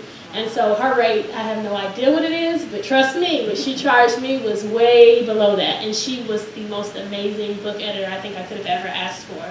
And then the last position I was trying to fill for this book, this project, was a graphic designer. And I just didn't know where I was going to get a graphic designer from, even though, like, I know graphic designers. I just know trying to get someone to lay out a book or do a book cover within my time frame, which was like a month, is really difficult. And this was around Black Friday. So I was like, that's going to be impossible. And I swear, like, the last day of that week, I had a former colleague send me a Facebook message and say, hey, Carmen, I see you're doing some really great stuff with Nice Media Group. Do you have any openings for, like, graphic design help? My team in a week got lined up. And I was going to try to do it all by myself if it didn't work out. And mind you, we have a project manager at Nice Media Group, but she's a single mother. She's in grad school. I couldn't have put that on her right before Christmas. So that's what the Spirit did for me. Do you have questions from the audience? Anybody have anything they'd like to ask these inspiring folks? I have a question for my star student, Kiara, who did many radio shows with you there. If you could go back, tell me what I'm supposed to tell people who are in the middle of college so that they'll be in a better spot when they get right out of college.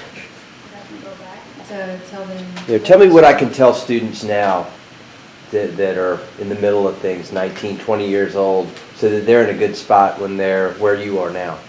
I would say to get involved on campus, honestly, and to build your faith. Like, when you're, I don't know where a lot of kids are from, but I'm from Los Angeles, California, so when I moved here, I didn't know anyone. I had to meet new people.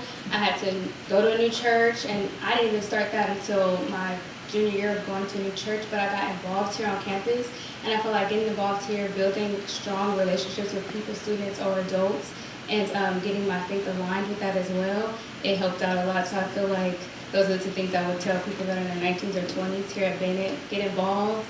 You won't always meet the right people, but you'll know how to weed them out, and you stick to the people that always been solid with you from the beginning, and then also getting your faith, aligned as well. Whatever that looks like to you, if that's not going to church and you just building a relationship with God, I would say do that in your 20s too.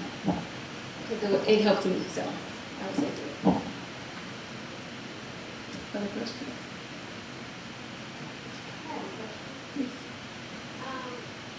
Regarding the people self-publish, I would love to hear about that process and the books that you encountered as you put yours published and distributed. Well, I published on Amazon, and like I said, right now it's an ebook. And it was fairly simple. Like, you write the book, you can put it in a Word document, do some minor formatting, and then upload it, and you have a book on Amazon. They ask you some tax information and some business information and stuff to make sure you get business and just make sure you're legit.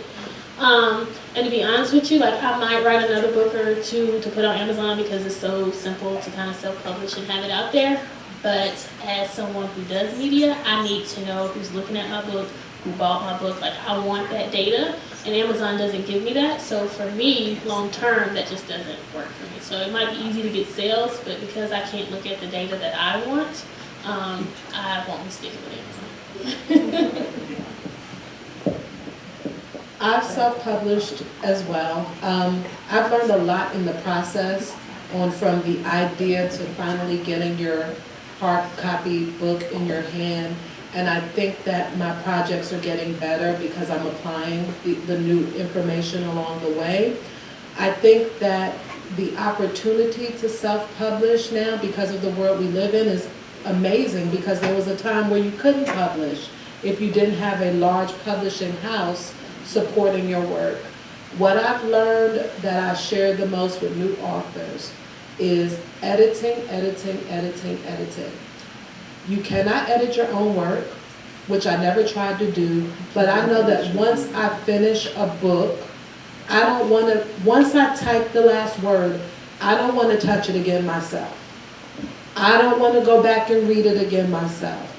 And so finding a trusted editor has been, I guess, the golden ticket for me, because I have a trusted editor now. And so when I look at my earlier works versus my most recent works in the self-publishing aspect, the editing is so much better. And I'm getting better feedback on the editing process, because I don't even consider myself a writer. I guess that's not great to say at the Journalism and Media Studies writing forum, but I write, and I write in my voice, and I'm more of an artist. I'm an artist in everything that I do. I mean, I sew, I cook, I paint. I'm an artist. Once I'm done with my piece of art, the creative process, I don't want to do any of the tedious stuff that it takes after that. So I say, find the best editor, somebody who's going to know your voice, who understands how you communicate, because you don't want them to change your voice. So I also am grateful for the self-publishing aspect, because I can order one book, $99, $277, and still do it at the wholesale price. I can print on demand, so I do not have to keep 1,000 copies of my own book piled up in the garage. So there are some benefits to self-publishing, especially your first couple of books. Now, because I have 8 under my belt, I will pursue a publisher. But what I know is that I have 100% ownership over my previous works.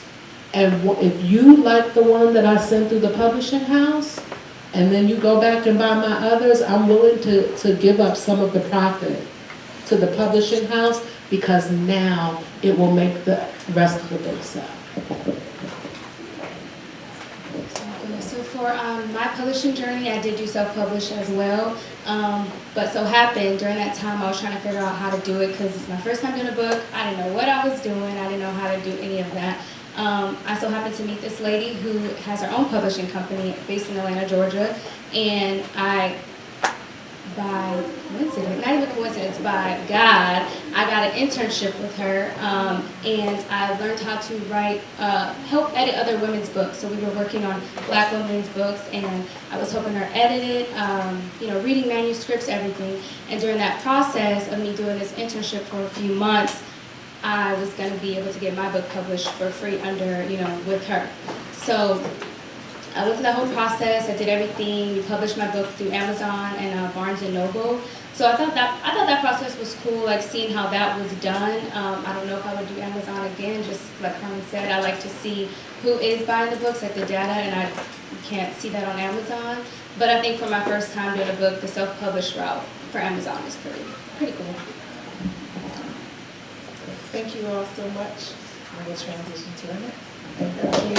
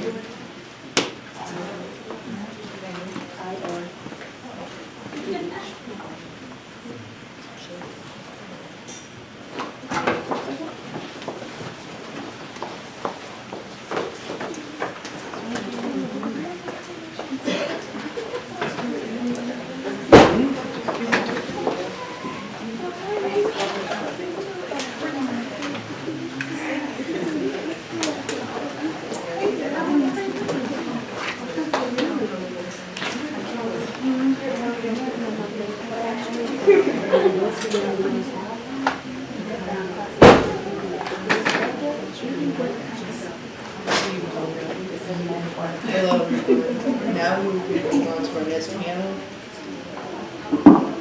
I'll be introducing Miss Edwina Wright Davis. She has been writing for more than 6 decades, but Lessons in Mercy is her first book. Her gift for writing became apparent when at the age 4 she began to journal her experience of her dolls, playmates, and family members in storybooks and plays. She received a bachelor's degree in English from Bennett College and a master's degree in broadcast journalism from the University of North Carolina at Greensboro. For a time, she followed her passion as a writer in WFMY TV2 News, and advertisement divisions. During the years while manuscripts lay dormant in Edwina's heart, she read religiously and joined book clubs because of her love for the word. Also, I'll be introducing Deanna Kelly Syed, is an internationally published author and award-winning podcaster. Deanna served as the PEN America North Carolina Piedmont representative. She was the festival coordinator for Greensboro Bound, a literary festival, and currently works for the North Carolina Writers Network, and serves as the logistics coordinator at the NC Folk Festival. She is an American Muslim and an interfaith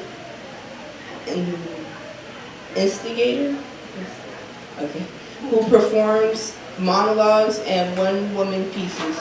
Deanna also works as a French chef because all writers need multiple side gigs.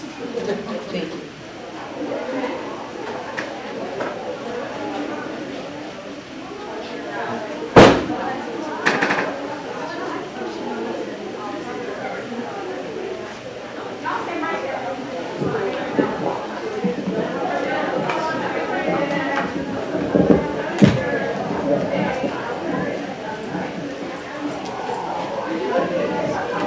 So our first question for our panelists, Ms. Sahan and Ms. Davis, we just want you to share with us your writing process and what challenges, if any, have you experienced in this process? Thank you. My process for writing, actually, I started with a writing coach. And when I say I started with, that doesn't take me all the way back to 6 decades ago. But when I actually started this book, which happens to be my first published work, I knew that after all those years, I had writing in my heart, but I had not actually manifested it. So at that point, I said, I need a catalyst. I need something to start me. And so at that point, I did hire a writing coach, a scribe coach is what how she calls herself. And so she met with me weekly. Some of it was online, some of it was in person because she happens to be a resident of Atlanta, Georgia. She also happens to be the first lady of my church. And so she spent time with me saying, let's talk about your thoughts. Let's talk about why you want to write this book. Let's talk about who you want to read it and be affected by it. And once we got through that process, she had me to write things like, for example, write who you want to read this. Write that down. Put it in writing. And you say you want to be a writer, so we're going to do a lot of writing. And that was helpful to me. Some of the challenges of the process that I have seems like to be the one that I hear a lot. The first one that I heard today is I thought I was supposed to be able to do everything in this process myself. I know now adamantly that's not a good idea at all. I thought I was supposed to write the book, edit the book, advertise it, promote it, get it out there, define an audience, and do all of that, do everything. That is a bad, bad idea. So it wasn't until I was probably 3/4 of the way through the process of writing this particular book, that I was able to, somebody was able to get it through my head. Let's get some people in here that can really help you with this. And that was crucial for me. Thank you for letting me be here today. I'm really excited to be in conversation with the writers here at Bennett and to learn. I mean, I learned so much in the previous panel. It was really exciting to hear that discussion. So for me, a little background, I do a lot of creative nonfiction, and I'm working on a memoir about a certain period of my life that also goes back to my childhood. And when you're writing about your life, you're like, this is my life. Nobody knows it as well as you. But my writing process always starts with, and I'm being like real here, it always starts with, you suck. Like, why are you even writing this? You suck. What are you doing? You're going to fail. So I have to constantly talk back to this inner critic telling me that I don't deserve to write my own story, which is like nobody else knows it but me. Like how can I, like who else is going to do it?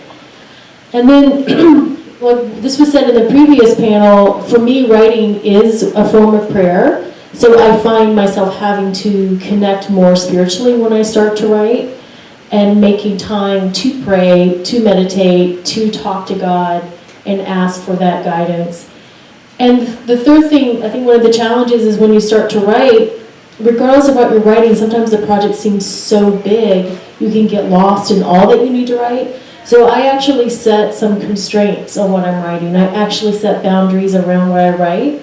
For example, I'm only going to work on this one scene from one period of my life. Otherwise, it's just too big. Like you get lost in all the possibilities. So you actually set constraints around, for me, I set constraints around what I'm working on. So do either of you believe in writer's block? And if so, what are some steps you can take to remediate it?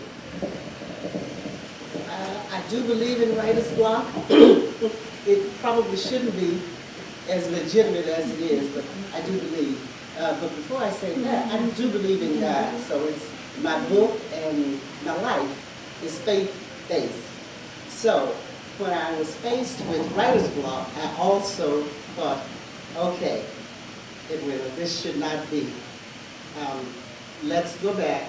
So what I did to alleviate it, and a lot of times, was to just step back from the writing process, allow myself some time in a spiritual setting, allow myself some time to talk with my husband, my children, my grandchildren, do other things, and that was very helpful. And what I shared with the group of students last night was an example. I purchased Michelle just after it came out. So at that point, I was halfway through the writing of my own book, and I purchased this big copy of Michelle's book, which you know is pretty big. And I thought, you do not have time to read this, Edwina. Why did you even waste your money to buy it? And then I thought, okay, you can read it later after you finish yours. So I put it on a bookshelf and left it there. But at times, I found myself, I went back to it, and I would read, I haven't read it all yet, but I read some of it, and found that it was inspirational for me to see and write from someone else's perspective, see how someone else does it, see what word choices they use. So stepping back and allowing something else to go into my mind other than writing this book was very helpful to me in terms of getting around writer's block. I think the previous panel, the term silent season was mentioned. I don't exactly know what she means by that, but for me, I think all writers do go through this silent season, and you can feel like a failure because you feel I should be able to do this. But I think you pointed out something really important, that these silent seasons have a role. And if you're a writer, if you're someone who wants to write, part of your work is to go out and live and experience life. My husband is a writer too, and he keeps this whiteboard up on the wall, and he will just randomly write these things that make no sense to me, only to him, these ideas that come to him or whatever. And one day I saw something written on it, and my initial reading was, "Your wife is not your enemy," and I was really concerned about this. So can you explain, please? He said, no, it's not your wife is not your enemy. It's your life is not your enemy. It's like, oh, okay. And one thing writers will say is, like, if I only had more time, I would write that book. If my life was somehow different, then I could do all the things, the creative things that I want to do. But your life is not your enemy. Your life is your life. And you have everything in your life that you need to do the kind of creative work that you want to do. You may have to make different choices with your life, but you have it there. So when you feel like you can't write because you have a writer's block, your life is trying to tell you something, like maybe you do need to read Michelle. Maybe you do need to take a break and just be an observer for a while. Because when you're a writer, there's no fallow period, even when you're not writing. So decide to write a book, do you have an audience in mind, and are you thinking about the impact that you would like to have on your readers? Let me think. When I decided to write a book, I did not have an audience in mind. When I decided to write Lessons in Mercy, this particular book, by the time that had formulated in my mind, yes, I did have an audience. What it says in the book is that my audience is, it spells it out, it says, one, anybody who has been on the receiving end of God's mercy. I want that person to read the book.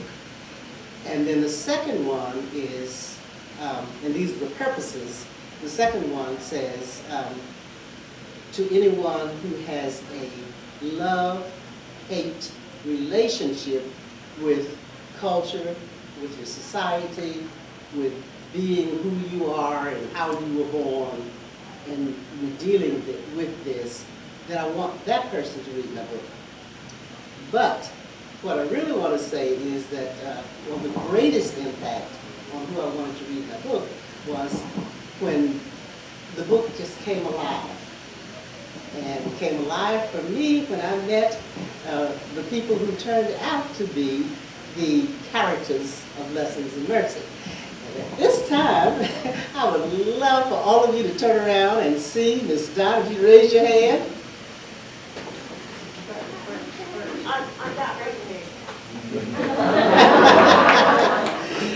That's Miss Dot, who is the widow of Joseph Herring, who is the main character in Lessons in Mercy.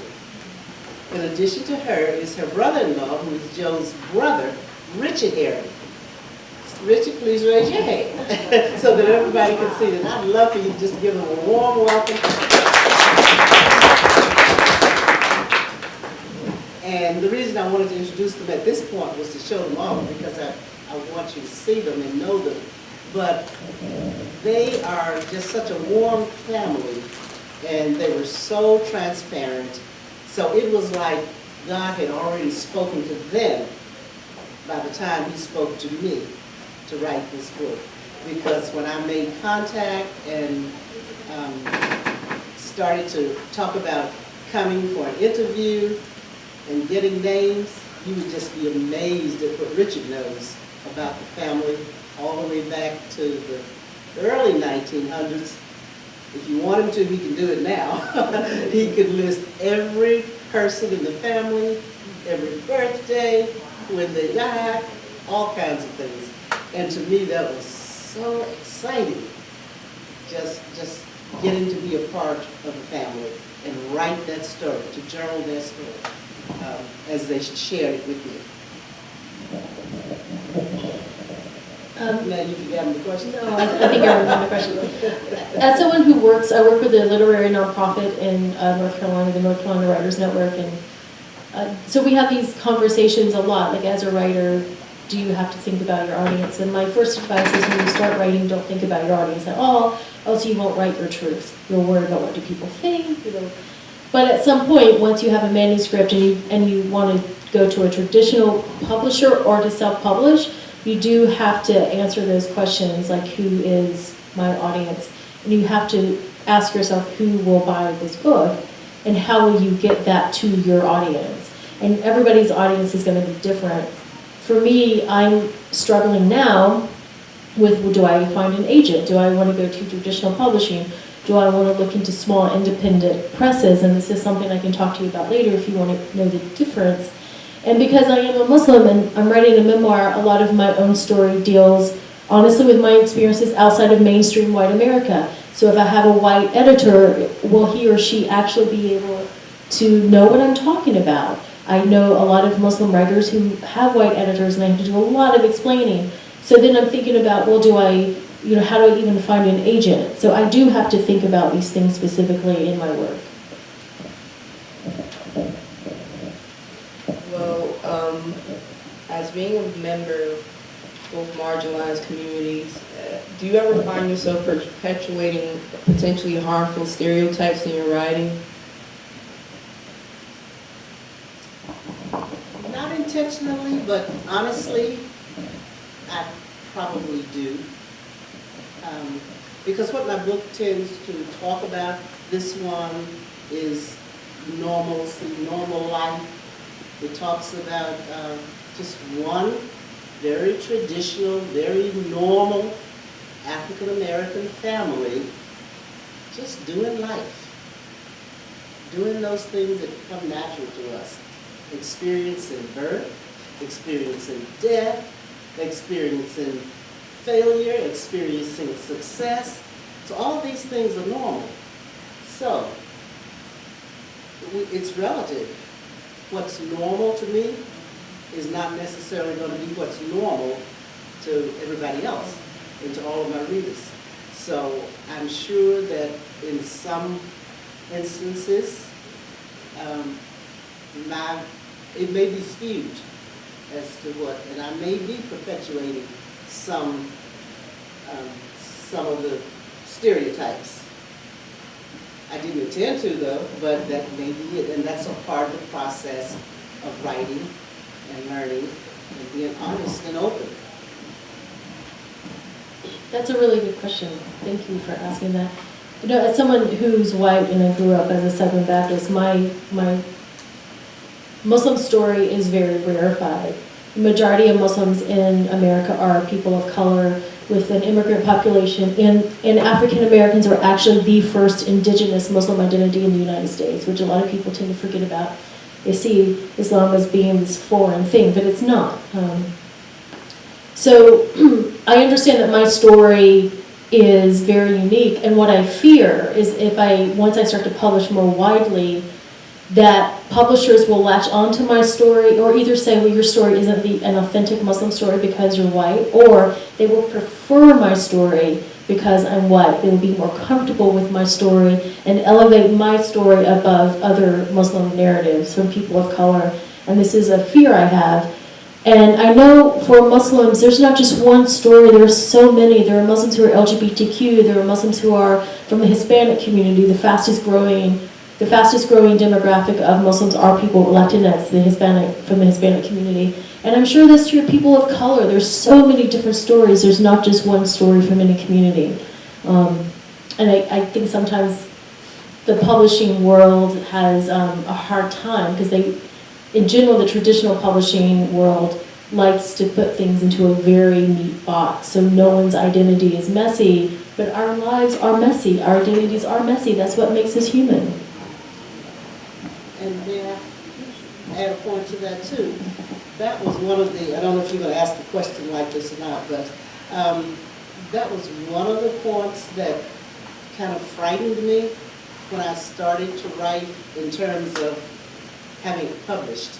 Because like I said, I've been at this for 60 years, writing, and I've been around writers and people who have written books and people who had their stories rejected. And I kept thinking, and everybody's got an image of sending in your manuscript and getting back that letter, we call it a little pink slip, rejecting your book. And so I had a fear of that happening to me because I was writing a story that was so normal and so honest and so open, but it didn't have a lot of the sensationalism in them that we live in a society now where, you know, somebody's got to be in a mass shooting incident or this kind of incident.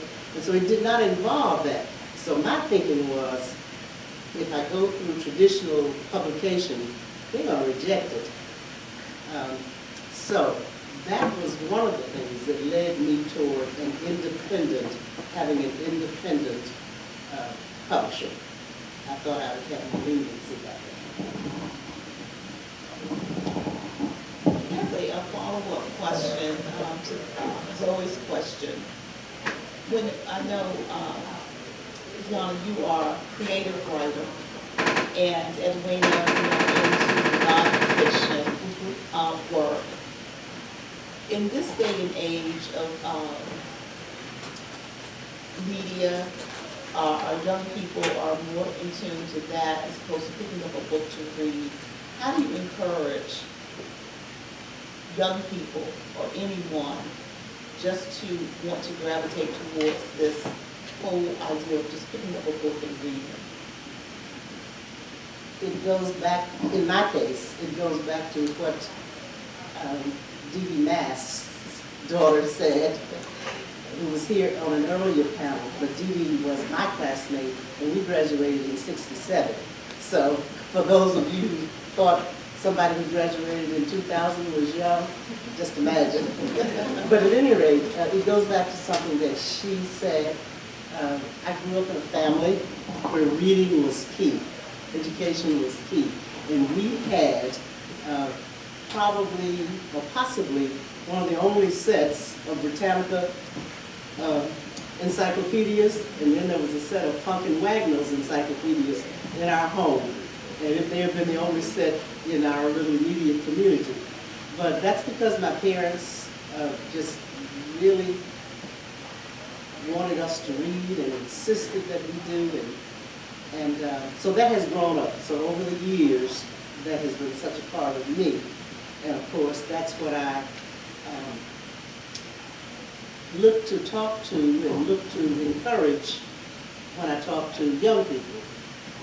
For example, my grandson, who's 16 and has one of those things, blog or does a thing on media. And so I'm always saying to him, put something on there about my book.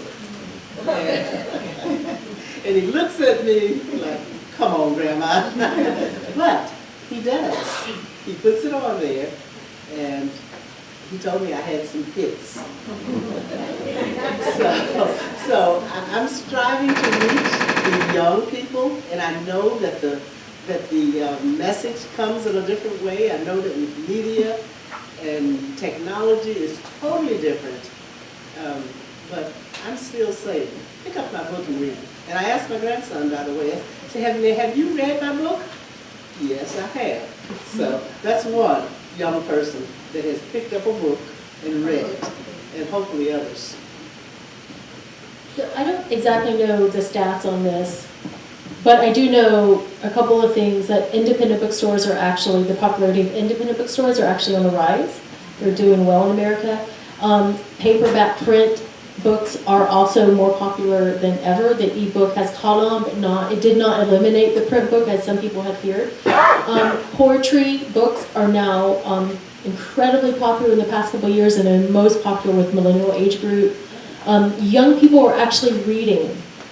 They are reading across multiple platforms. They are reading online. But they also want a physical object in their hands, I believe. But a young person probably will not engage you if you do not have a social media platform. Like, you have to be online. You need to be like the Snapchat. And I don't know if you have to be on TikTok yet, but that day will come. And Instagram, especially Instagram. Instagram is where a lot of younger people are. And Instagram is a wonderful storytelling device for writers or anyone who's creative. So I think young people want to see that you have access to technology, and that's how you market to them. And we have someone who might be able to tell us more about how to market to a millennial age group. But I do think young people are reading. And they because so much of their lives are online, they do really value having something in real life. They not only value having a book, but I think they like being able to come to book clubs and to actually have discussions face-to-face. I mean, this is a part of being human. You do want to have that face-to-face contact.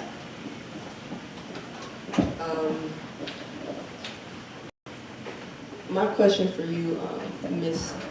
Syed. I am enamored with how much you really appreciate your faith and being a Muslim woman and the struggles you face and whatnot. I can't help but to notice the obvious connection to the Quran, to like the actual written text and to writing. I was watching this documentary, Morgan Freeman was in it actually, and it talks about how, people who practice Islam, they believe the text is is very sacred to them. And I can't help but to make the obvious connection to you as a writer, how that those correlate and they're synonymous. Tell me about your experience. But essentially what I'm trying to ask is, do you feel God's presence as you're writing? Yes, absolutely. So thank you for also saying that you see me as being connected to my faith, because there's lots of Muslims who'd be like, you're not even in hijab, so why are you? I used to be in hijab, and when I was wearing hijab, I had a completely different experience out in the world, which we can talk about that later. But yes, one of the first revelation to Prophet Muhammad was through the angel Gabriel, which he was called to recite or read in the name of your Lord, who taught you what you know not. So the root of all knowledge and creative expression is with God, with the Creator. And I think that's very similar to a verse in the New Testament, which is, we have so many people in the beginning was the Word. Like the Word is this, I mean, from my perspective, there's something sacred in language. Like language is how we not only navigate who we are, it's how we navigate the divine. And so Muslims are supposed to pray 5 times a day, and I don't always do that. Don't tell anybody. But when I write, I do feel that is my prayer. Like I'm accessing a part of myself. I'm surrendering.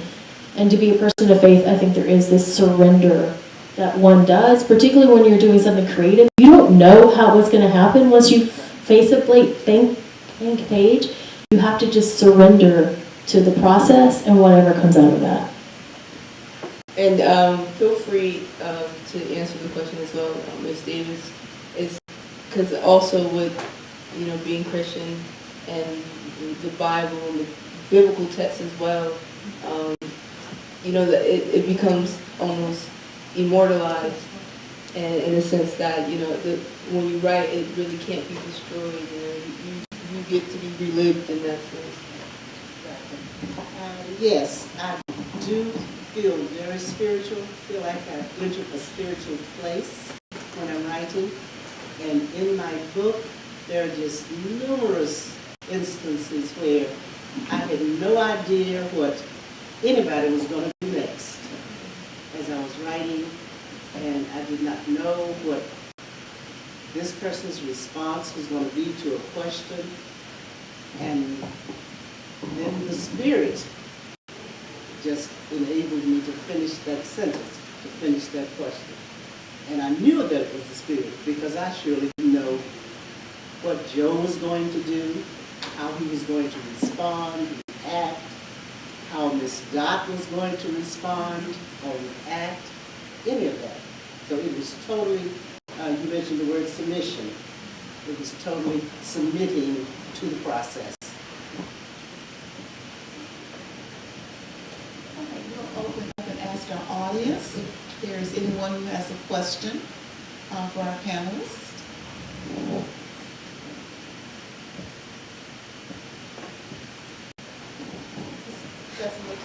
Ms. Davis, you spoke a little last night about some of your experiences writing as a college student. And it was similar to when I talked to Zoe about the way she kind of does her writing. Can you talk about your process as a student? Yes, thank you.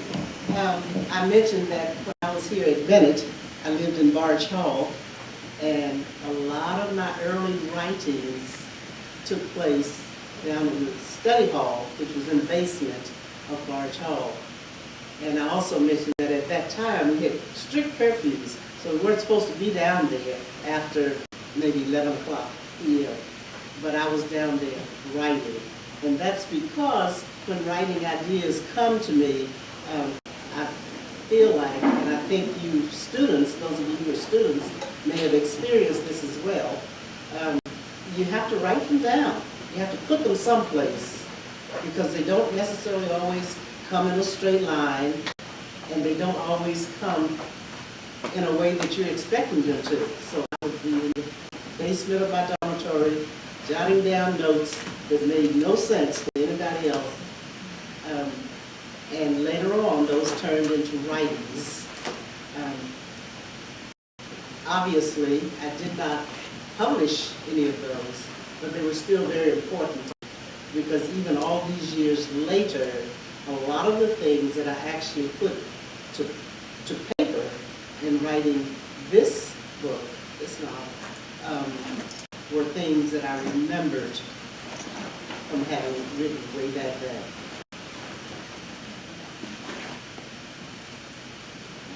There are no more questions. We will turn it back over to Professor Jones.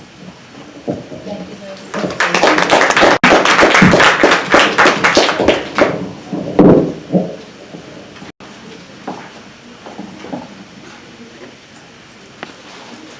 So we're going to work format a little bit. So we've had the panel sit here, and we're going to keep our main people sitting here. But one of the things that I do when I teach, so in the introduction that Molly didn't give you, she didn't tell you that the other thing aside from chairing the journalism and research department is that I teach yoga here. And I ask my students, we're in the gym and their natural tendencies to go line their yoga mats up. I was like, no, I need you in a circle. And I think that it creates a different kind of atmosphere when people in a circle. So I'm going to take a moment and we're going to move these chairs a little bit more in a circle.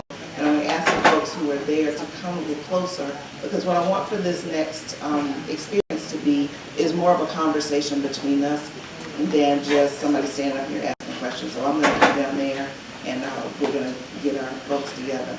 So stretch your legs a little bit and then we're going to start right.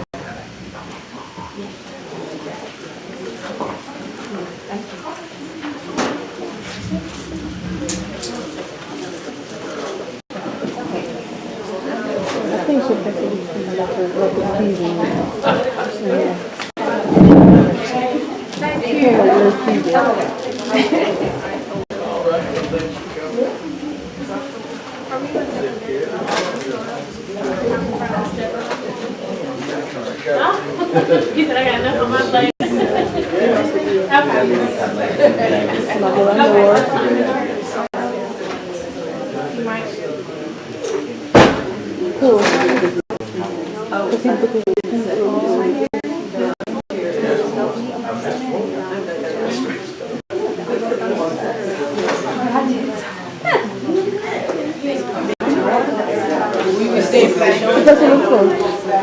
I'll be back. We will be back.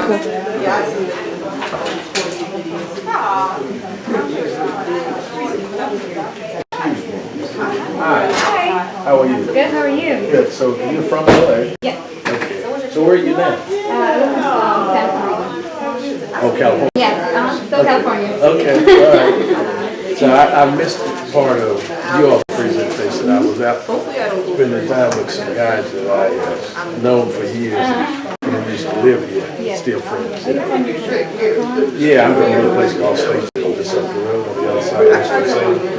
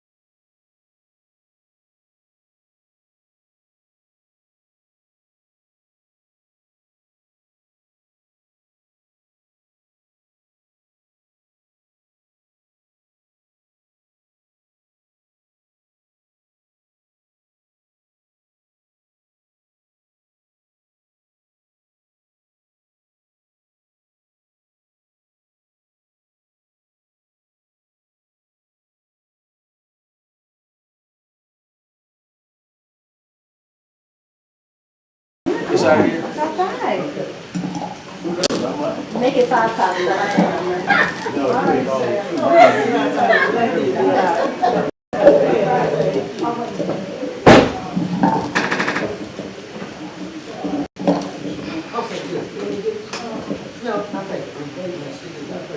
We're going down there too, right? Do we all trying to get everybody close so we can have an intimate conversation? Okay. You got it back here? Yeah, I got it. You want to go and be a part of the conversation? You know, like have your face in it, talk to them. Let's later. That's later. Shoot, I'm trying to stay up. Stay awake. Yes, stay up. I'm so tired. Shoot. I was late. That video? No, I was late here today. Because I fell asleep. Oh, when are you sleeping? I didn't even get done my project. So yesterday. Okay. 12 o'clock.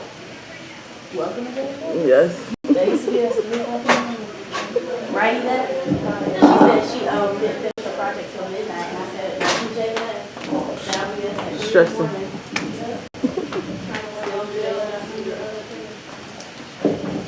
I'm calling people out. Me and Mitchell, come on down here with us. Because what we're going to do, what I said to multiple people, I know I said it to you, is that whatever happened today was going to be in divine order. And what we have here is in the room altogether is a wealth of knowledge and experience that we have here. And that if we make this into just sort of a writer's encouragement retreat, that would be what we would do, a workshop. So I wanted to reset the room a little bit for this conversation because I would like for this to be more of a conversation and not me asking you questions and you answering in turn, but more of a conversation about the state of publishing and particularly what that's like for people of color and for women, and what that is like in the context of the technologies that we have available to us now. Before, and so you all have heard from 2 of our folks here, and I'm going to remind you, if anybody's new coming in, that we have Yvette Dion, Black feminist culture writer, editor, scholar, alumna of Bennett College 2012, author of Fat Girls Deserve Fairy Tales 2, Living Hopefully on the Other Side of Skinny, which is a collection, and Lifting as We Climb, Black Women's Battle for the Ballot Box, which is for younger readers. She is the editor-in-chief of at Bitch Media, and I was interested that Molly did not hesitate to name your company. It's the only time we get to say that word. Deanna, who was here just a moment ago, published author, podcaster, and I especially asked her to be here as a representative of PEN America. I asked you to talk some about PEN's work. Coordinator for Greensboro Bound, and if you all aren't familiar with the book festival that we have here in Greensboro, it's the third? I'm no longer associated with it, so I can't really answer questions, but you can go to greensborobound.com. So that's exciting. Deanna currently works for the Carolina Writers Network and with the North Carolina Folk Festival, as you heard earlier. Some of you were here last night and were able to hear from Malaika Darrow, and I'll read a little bit more of her background. She's a writer, an editor, and an author, and has had a very impressive career in publishing, including 18 years at Simon & Schuster, and where she was Vice President Senior Editor for Atria Division. She was an executive editor at Amistad Press in the early years of that independent press. I can talk some about that. She's here today because her most recent publication as an author is A Black Woman Did That, 42 Boundary-Breaking, Bar-Raising, World-Changing Women. The book that I have on my shelf, that I've had on my shelf for years, is her book, Up South, Stories, Studies, and Letters of the Century's African American. She ghost wrote So You Can Speak Again, The Life of Zora Neale Hurston for Dr. Lucy Hurston. And she collaborated to write the memoir of actress Jennifer Lewis. The book is called A Mother Black Hollywood. And you probably see her most frequently now on the television show Blackish, where she plays Ruby, the grandmother of the family. She has worked as an editor and writer and produced works with names like Miles Davis, Quincy Troop, Susan Taylor, Maurice Condé, Kanye West, Common, Pearl Clegg, George Clinton, and she could probably name dozens others. And she's founded a boutique book development firm and literary agency called Adaro's Literary Tribe, and she represents novelists, journalists, and other writers. She lives in New York. She's from and spends part of her time in Knoxville, Tennessee, and in Atlanta, Georgia. So we're grateful for all of you all being here. So we're calling this Evolution and Revolution, State of Book Publishing. And I was interested in that because, and again, I want this to be, I don't even want to wait till the end for y'all to jump in with questions if you have things that you want to talk about. And I would like for us to sort of share experiences or whatever, but I want to kick it off by saying when I met Malika, it would have been early 2000s maybe. I think it was the 80s. Yeah, that's when we were with Willow. Oh, that's true. Okay, so we're, some of us are old. Not that old, despite the gray hair. Then the world circled us back closer. But one of the things that's been interesting to me over the years and talking to you is how publishing has changed. That when we talk all about growing up, reading books and what books were available and what books weren't available to us, and that's evolved, and publishing has also evolved. And so can you start to talk about some of the evolution that you've seen in publishing? Actually, I'll start with the revolution, because the big progressive change in publishing is that we have more than ever people of color authoring books. Not only authoring books, critically acclaimed books that sweep international prizes. So our collective platform has expanded as creatives, and that's a great thing.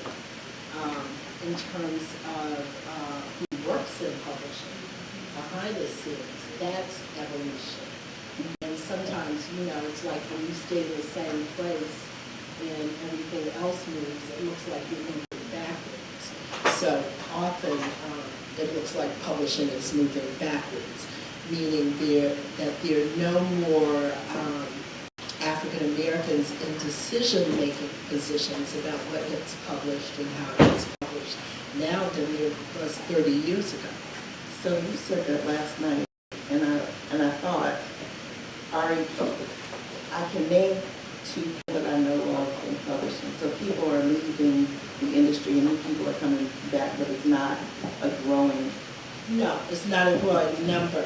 It's like I can just about, I might miss a person or two, but there's, in terms of African American acquisitions editors, there's Dawn Davis at 37 Inc., which is a division of Simon & Schuster. There's Chris Jackson at Penguin Random House, Bunny World. There's Stacy Barney in the Penguin Group doing YA books.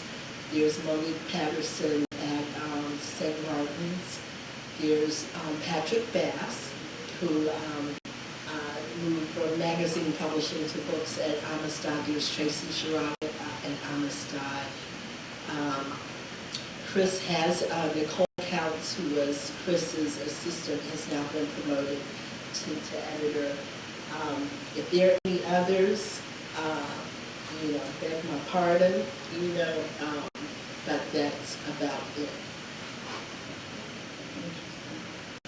So, I'm sorry, I wanted to ask about that point. Are there some people that are particularly better even though they're not representing a certain group, but that they have a talent for reaching out and getting these experiences of different groups? Yeah, I don't think it even requires a talent. You know, it's just being open. And there are all kinds of acquisitions editors in the industry who effectively work with and publish writers of color. You know, so you don't, you know, an editor and author, they don't have to be matched by ethnicity. But it is important for us to be there. It is important often to have an editor that has some literacy in your culture. And it's not common. You know, it's not common. You know, there's, you've heard this in pop culture, there's white famous and there's black famous. And often what the publishing industry leadership misses are people who could sell scads of books for them who are black famous, but not white famous, you know. So, So it leads us to, first of all, does everybody know the difference between black famous and white famous? Okay. Okay. So explain. So basically there are certain pop culture figures who, unless you're Black American, you may not know. Like a Jennifer Lewis. Well, yeah, in cultural, and yeah, Black people who, unless you're of the culture, you may not know them.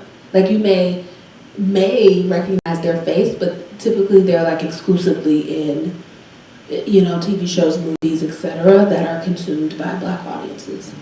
And one example of that, now she's not just black famous, now is Wendy Williams. I published her first book and her memoir.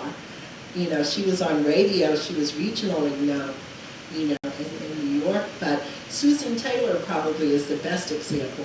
When I tried to publish, Susan Taylor was a legendary magazine editor and famously as the editor-in-chief of Essence magazine. She had a column in the magazine that was wildly popular.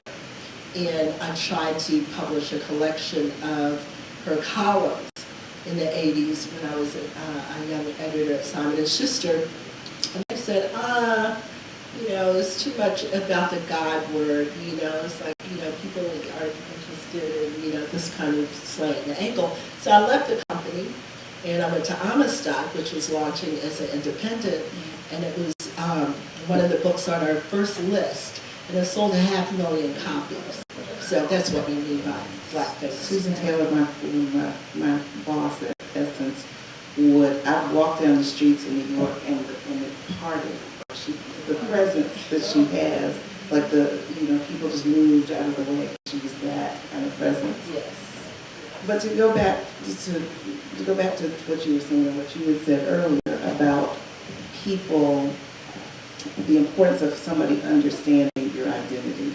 So I don't know if you heard Deanna say earlier your concerns about publishing as a white Muslim woman. Can you repeat that for people who may not have heard that? What your concerns were? So one of my concerns is when I'm ready to shop my manuscript is as someone who's been Muslim for half my life and who's operated in sometimes not exclusively white spaces, so much of what I write about, I wonder if a white editor will even be able to relate to it and be able to know the significance of the things I'm writing about.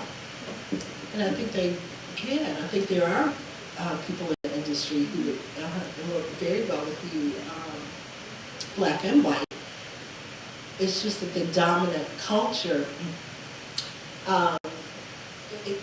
publishing collectively have biases against certain things. And one is, it depends on the perspective you're writing from, but they don't tend to favor books that are pro-Palestinian. You know. But, you know, things have changed and people are open and people are curious about Islam. So you might have actually an advantage over a black Muslim, you know, even. But it really just depends. This is why I'm also an agent. I represent writers and get them deals. The hardest work I do is trying to sort out the short list of editors and publishers to whom I would send a client's work. You know, so that's work in and of itself. You know, but people are more interested in other religions, you know, but it's not the mainstream, and people do want to transcend myth and bias about what it is to be Muslim, what it is to be Yoruba, what it is to be anything other than what we think of as Christianity. I do want to ask a question now. Did somebody else, I see your hand come up? So, we didn't usually really talk to, when we're analyzing something, don't always assume that the author is the speaker. And in this context, what if I, a black woman, wanted to write outside those realms in a publishing field? How would that go? It would go, you know, it's all about execution, you know, because we don't know who you are as a person. We see your words on a page, so your work introduces you. Sometimes we get surprises. You know, the controversy around American Dirt, this book that's out there, a non-Latinx person writing about the Latinx experience. You know, I imagine that editor got that project as a proposal, and just on the strength of the quality of the writing was very exciting. And then you look at who the author is, and you do have to consider whether the author, any author, is a good spokesperson for their subject. You know, it's like I could write a very effective, well-researched book on World War II, but with all things being equal, me and another author, and that author is a veteran of World War II, you know, or a military person, or, you know, or whatever, you know, they might think that that person is a better representative of the subject. You understand? So there's that, but it's all in the execution. Of course, you can write about things that are out of your experience, but you have to just do it well and understand that it might have an impact on how you're able to promote the book, or it may not. It may not bother at all, especially in fiction, because the average person, they pick up a novel, if they love it, get glued to it, get addicted to that author. They might not never ever know anything about that author personally. They don't care. They just like thrillers or romances, you know, whatever. But because of the technology, more and more you are out there. So that was something else I was going to ask about. So when you mentioned American Dirt, so if you haven't followed this, she's a white woman who's written from the perspective of people coming across the southern border, and it's received a lot of attention. I haven't read it, but it's received a lot of attention.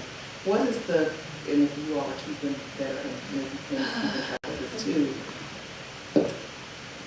so what is happening is she's being canceled. Yeah. And so can we talk about what that means? At one point, that wouldn't have happened. So when I say she's being canceled, people are saying, well, we should boycott the book and that kind of thing because of the content. But could I say two things there around American Dirt, specifically around this book? One, the book is not executed very well. I think that's worth noting. Like when you're telling a story about, the book has been called like the grapes of wrath of our time. Like that is on the jacket. So when you go into the book, you're expecting like the grapes of wrath of our time, and it's not. It's a thriller, and had it been marketed as a thriller, I think we would be in a different position. But it was marketed as this is a woman whose husband was an undocumented immigrant, and it wasn't until they dug in that they realized that he was from Ireland. So he was undocumented, but he was an Irish undocumented immigrant. So they framed it as like, this is somebody with empathy or sympathy that could write this story. And then a lot of it, some of the folks who have been critical of the book, one in particular is someone who I've worked with, and her perspective has been who gets to write this kind of story. That when she was trying to publish not a story like this, but a story about her own experience, the reception that she received from publishers was, this is not a story that's mainstream enough to sell. So who gets to write a book about, right now, like a very Central American experience? Like, who gets to write this kind of book and get an awards push, and like Oprah chooses it for a book club, it has like however large of a marketing budget? Who gets access to that? And she got a huge advance. She got $1 million advance for that book. And the other thing too is that she's always been, I think a couple years ago she was actually saying, identified as a white writer, and then they marketed her identity differently for this book because she has a Puerto Rican grandmother, and suddenly overnight she became a Puerto Rican writer. Well, the thing is, as an author, as a creative person, you have to not let your handlers lead you down a wrong path. You know what I mean? I don't know who, advised her on that. But I remember in, it's probably the late 80s, maybe earlier, there was a book called Famous All Over Town, and there was, I'm sorry, I can't remember the author's name, but there were similar issues. I think the person, the book gave the impression the author was Native American. I think it was Native American or even Latinx, and he was not. So it's happened before, but you get, quote, outed more quickly these days, again, because of the technology. I was a little, as they say, I felt some kind of way about American Dirt because I had signed the first books of an author who, if you haven't read, please read Raina Grande. She writes about that experience. She walked with her family over the border, made it over the second attempt, and she's 8 years old. And I signed her up for her first novel called Across 100 Mountains, and I was able to get her a contract, but not a big advance, and it was kind of like, what they would do, I know you like her, she's talented, okay, that kind of thing. Now she's an established writer, but over 4 or 5 books, deserves $1 million. Is a brilliant writer, So there's the rub. It's not just the fact that she's not a representative of what she writes. It's the whole machinery behind her that still rewards whiteness as a privilege to do whatever. And it happened even with the movie Queen of Slim. There's controversy behind it, saying that the storyline was produced by a white person, was written by a white person who knew and felt they could not stand behind the story, which, by the way, I hated the film, wasn't it? Okay?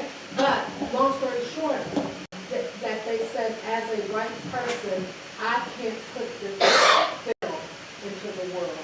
So I need basically a black face to put this film into the world. Well, so I agree with him there. And he said it to a friend. It wasn't a business deal he made. True. I do happen to like it. Yeah. But, there are all kinds of circumstances. And sometimes, we have to read through the kind of media hype about these things, too. So the question I had for you, and maybe you and anyone in the audience, there is this assumption by the publishing industry that the people buying the most books are sort of like your middle-class white woman in middle America, are white people. And I think those statistics are changing. I think the audience is changing. Well, the thing is, there's not a major black author who's made their fortune on just white readers. To find anybody to show me one. If you're big, if you're huge, yeah, it's like voting. You have a black following. So that's one thing. White readers often don't read black authors. Just saying that the author's photo on the cover, that's still a reality. Black women are the most reliable readers and buyers of books as a group in the country. But it's women in general who buy most books, period. That's the reality. So if you catch that readership, then you've got something. The politics in-house are as ridiculous as corporate politics in any other industry. That's the thing. The publishing industry just reflects the rest of the society. So I don't want to get, we should probably circle back, but I don't want to lose the thread around what's happening with American Dirt and this notion of people being called out and how the social media allows people to be called out and questioned about their identity, about whatever, to the point that people are getting book deals canceled and things like that. When you think about what's happening with PEN America, what is the perspective on people's right to, and maybe talk some about what PEN America is and does, about people's right to rights to write. So for those of you who don't know, PEN America is an international organization that protects freedom of expression, not only here in America, but abroad, particularly with journalists, people internationally who are imprisoned. They are advocacy organization for those types of writers. And here in America, they also advocate for media literacy and freedom of expression and elevating marginalized voices. With the idea that in order to have a functioning democracy, you absolutely have to have freedom of expression, and writers own, we're sort of the ground zero for that. But PEN's response to American Dirt, and they did come out with a statement, and they basically said, we don't ever want to have to tell an author what they can or cannot write, like your question. Again, you don't have to necessarily write about your own communities, but we would like to see the publishing industry change so that more voices are represented, and also they have access to publishing, they have access to better advances, and that we take seriously that diversity is absolutely needed and necessary, and that there needs to be basically a new model for the publishing industry. So that brings me to another question. The panels that we've had and the people we've had, the majority have been published, have been self-published or done some other, or independent publishers and that kind of thing. We look at technology as giving people the opportunity to publish that they may not have had the opportunity with a major publisher. First, can you identify for people the difference between independent self-publishing and traditional publishing?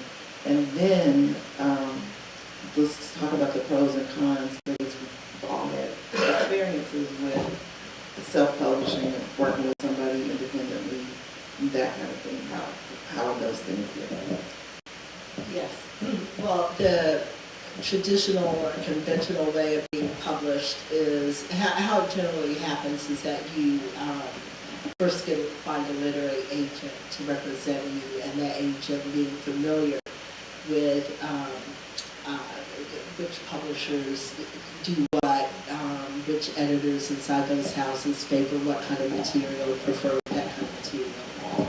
That's where it happens. And once you're published, you typically get an advance against royalties, which is really a loan against what ultimately will be the sales of your book. And once those expenses are subtracted, then you begin to make a profit. You work with the publicity department and the marketing department in a house, partnering what resources you bring in the way of contacts and platform with what the publisher brings. Now, with self-publishing, it means that you're not only an author, you have gone into the business of publishing full-fledged. She's shaking her head. So you're going to be chief cook and bottle washer of everything concerned with your book. I'm sure maybe it was talked about, like the fine print that these self-publishing companies have that you have to pay attention to, lest you think that they are offering you more services than they are. Meaning, you as a writer, you make an agreement with the company to self-publish. It can happen in one of a few ways, because I myself work with self-published people and make self-publishing projects happen. But you deliver to that company your content and they produce it, but they often are not promoting and marketing your book, publicizing your book. They may not, they don't offer distribution. So every aspect of work that needs to be done on your book, you have to pay for.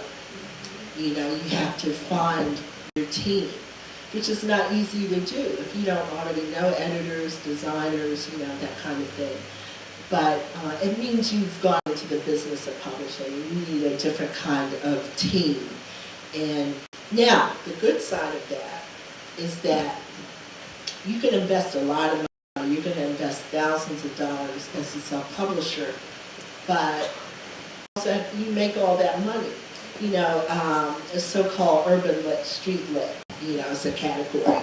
And I've published a number of people, I've republished many books actually that were initially self-published. But sometimes I was turned down. There was a novelist called Saint Solomon, was his nom de plume, and he really wrote these good novels, and I asked him, I said, how'd you learn how to write? And he was in jail for 6 years and spending time in the library reading James Baldwin and Richard Wright. What better, school of writing, can you have? And he learned, he was really good. And I offered him this advance, I don't remember how much it was, and he was like, oh, Mr. Darrow, I like to keep all my money, He didn't want the 15%, the 10 to 15% off retail. He wanted to keep all of his money. And he did, he lives a nice life apparently, So, what were your experiences with your different book of you published in companies? How were your different ones done? One was Viking, one was a different. A different publisher. I took that book back. We can talk about that. I took that book and said it's mine. Can't have it. My experience is a bit different because my literary agent came to me, had read some work, and came to me and said, I think that you can do a book. And then Viking had read an article. I don't remember where I wrote the article. But had written an article about black suffrage and came to me and said, the centennial of the 19th Amendment is coming up. This should be a book, and we'll guide you through the process. So my agent guided me through a book proposal process and all of that stuff. But my experiences with those two publishers are vastly different. In that, my Lifting as We Climb publisher, Viking, were wholly invested from the beginning. They wanted this book. They brought the idea to me, so they had an idea of what they wanted it to be. They kind of let me rock and do whatever I wanted to do, but in its totality, they were supportive, and I had the same editor from beginning of the book, almost to the end, and then she retired. But the book was done by the time I got a new editor. My other book, my collection of essays, I had a book proposal for that book. It was my baby, came from my brain, and my agent took it and they sold it in 2 days. They took it, I finished the book proposal on a Monday and sold it on Friday. It was very, very quick. And the editor I had was 100% behind the book because she acquired the book. So she saw the vision. I talked to her. We had conversations as I wrote the book. And then I got a cover that I didn't like, which happens.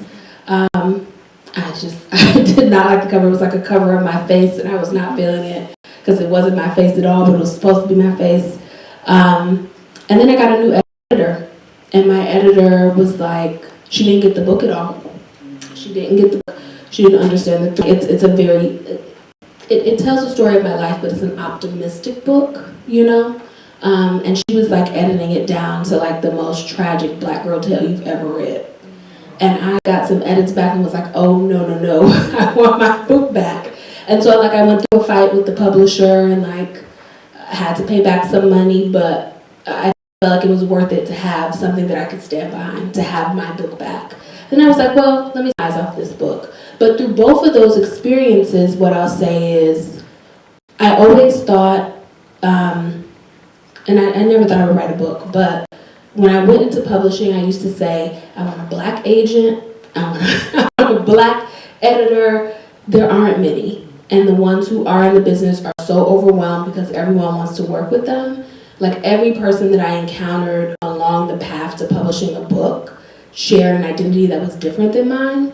On the Viking Inn, it didn't matter because they got the project. At the other publishing house, it mattered a great deal because they couldn't understand my pushback about the cover, my pushback about the way the book was edited. And so I think it's really important, like if you want to go to a publishing house, to be willing to fight for what you want your project to be. And be willing to say, I'm taking it back, it's mine now. If you can get it back. Oh, they didn't want to get it back. Has a book that was published 15, 16 years ago that they're not promoting, that she's trying to get back, and they will not give her. They're not public. It's out of print. They are not promoting it. They will not give her the rights. It's theirs now. Yeah. Yeah, well, it doesn't have to be theirs forever now. You know, we can fight this thing. But may I ask you, in your contract, did you have consultation on your cover? Consultation rights? I was supposed to. So their version of consultation rights were sending me an email that said, like, what covers have you recently liked and what covers haven't you liked? And so I sent them like a bevy of different ones. And they sent me one back and was like, this is your cover. They didn't even give me options. It was like, this is it. And that's why they will give, you can negotiate consultation. Sorry, can you all hear back there? But what you really want is cover approval. Yes. But it's very difficult to get. Yeah. Like somebody like T.D. Jakes gets cover approval. Right. You know what I mean? Maybe Terry McMillan, you know, I don't know.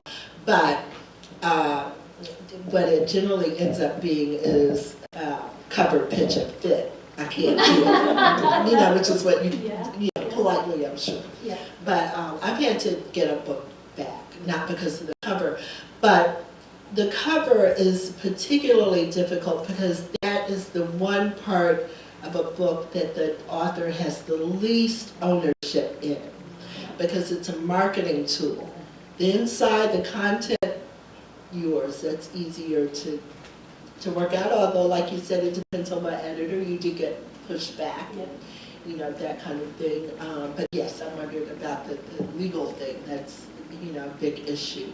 And it was a big issue for me. I wouldn't have done, a black woman did that with many publishers. Right. But I had the kind of relationship with this publisher that I could trust her. Exactly. And I think trust is important. Like once you're in the process, and I mean, I had my own like health stuff and so many things that came up around deadlines. You have to be able to trust that your editor, like when I got a new editor, I knew instantly like this is not going to work. And we need to figure out. And my agent, bless her heart, went to war to get that book back and to get, you know, to make it to where I was satisfied in the end, like getting it back. And like negotiating how much I would have to pay back and all of this stuff. But you have to have people in your corner you trust. Yeah. Your publishing experience. So my first book went through a traditional publisher. It's a medium-sized publisher. I would say Llewellyn. It kind of does a lot of new age stuff, and they're quite reputable. And it was a fun experience. I wasn't so happy to see my bookshelf next to Sylvia Brown, but I mean, it's just the way it works in the world. I was very happy to have it shelved anywhere, actually. But as I'm now getting ready to shop my proposal for my memoir, I'm really struggling with, do I want to get an agent and go through traditional publishing or look at independent presses, independent publishing. There are some wonderful independent publishers out there who will keep your book in print, who will work with you, will be a value, you'll have an actual valuable relationship with your editor. They will fight for you. And in many, they may not have the same kind of marketing budget that a larger house would, but they will stay invested in you a lot longer than a larger house might. And a couple of months ago, Dennis Johnson, who's the publisher of Melville House, came here to Greensboro, and they published the Mueller Report, and they were one of the publishers of the Mueller Report, the cheap one, the paperback one. And he said, you know, the publishing industry is an ecosystem, and you have, as an author, you have to realize that. You can be all creative and magical thinking when you're writing your manuscript, but when you actually get into contract to publish, you have to shift gears and understand that when it comes to covers, which you can probably talk about this, there's often a committee that decides, or a bunch of different people who decide, and Barnes and Nobles will have a say, well, we're not going to cover like this shelf space, and there's all of these marketing things. There's Penny from Costco who will have a say, and so, you know, which books get carried at Costco, and these are things which most writers have no concept about, like it's not necessarily our job, but it's a reality for publishers. And I think he said for a novel, I think he quoted, we're investing sometimes up to $34,000 to get a novel printed. And that's also paying editors and graphic designers. We have to have storage facilities sometimes for the books that we publish. There's distribution, there's this whole other business side to it that as a writer you just have no awareness of. But it's not that complicated. No. You know what I mean? And you know, and sometimes, you know, it's like I want authors to be also literate and informed in the business, because sometimes we, and I'm speaking now as a publishing exec, we keep it complicated and mysterious on purpose. You know, to be honest. Well, and you need to be clear about what a publisher has control over and what we don't. And two things that publishers don't have control over, and that's what media you get and where you're put on the shelves. I'm still, it's just out of habit, I still will be in a bookstore and see a book in the wrong place, and you know, take it because it's in the wrong place, you know what I mean? But I would say it's something, and you know, I'm adding a bit of humor here, but it's true. Don't be mad at being next to Sylvia Brown, because she's a major best-selling author, and that could draw somebody could see your book who would never see it again. You know, but what happens is they don't know. So in African American studies, you'll have a book on finance, because they just looked at the author, you know, and saw a brown face, and put the book in African American studies. That's an example of publishers, you know, we get frustrated by that as well. They can't make the Today Show put you on, right? You know, or Oprah, you know, you know, or any of that. But it is an ecosystem, and there are many parts. Publishers, but where covers are concerned, there's an art director and an art department. And for each book, they have the job of coming up with the cover ideas, which it isn't a committee for the cover alone, but it's just marketing meetings, you know, where the editor is on the hot seat, you know, and we have to stand up for the integrity of the book and say, that does not look like Janet Jackson, you know, or you have confused Nicki Minaj with Janet Jackson, you know what I mean? It happens, you know, that sort of thing, you know. So, question about that in the marketing and that kind of stuff. There are a couple of things that I look at now that I think may be a little bit different from when we first started talking about this stuff. which was, you write the proposal and you write a really good, really good proposal, and you're a good writer, and your agent sells it, and you're published, and it's promoted, and they send you on a book tour, and they pay for things. And a couple of things that has changed a lot. But I'm curious about people who get published, because I look, for example, and I kind of love, I love Chrissy Teigen as a follower on Twitter. She's great and she's funny and all that. Am I convinced she's the best cook in the world? Not so much. But understanding that she has, a gazillion followers on social media, so she gets a book, and I look at the number of celebrities who are getting book deals, or self-help books and whatever. I'm like, is this the best person, or is this the person with the most followers? Well, yeah, what's changed, the biggest change in publishing in the decades that I've been in is big data, because it's very data-driven. Now, publicity tours used to look like in the older days, is that you figure out the cities where the author already has some kind of following and audience. Maybe they're on local TV, maybe they're a clergy, maybe there's something, and you plot out, and maybe they live in the Midwest. So you start in the Midwest with places that are inexpensive to go to. And then you try to do things, national radio tours, where a person can be in one room and end up exposed on many radio stations, there's all that. You send out to all kinds of media to get reviews. Now, that's just some examples. In this age, the newspapers are gone, especially regional newspapers. With the Up South, it was not a problem for me to have a big article in the Knoxville News Sentinel with a photograph, hometown girl, publishes a book.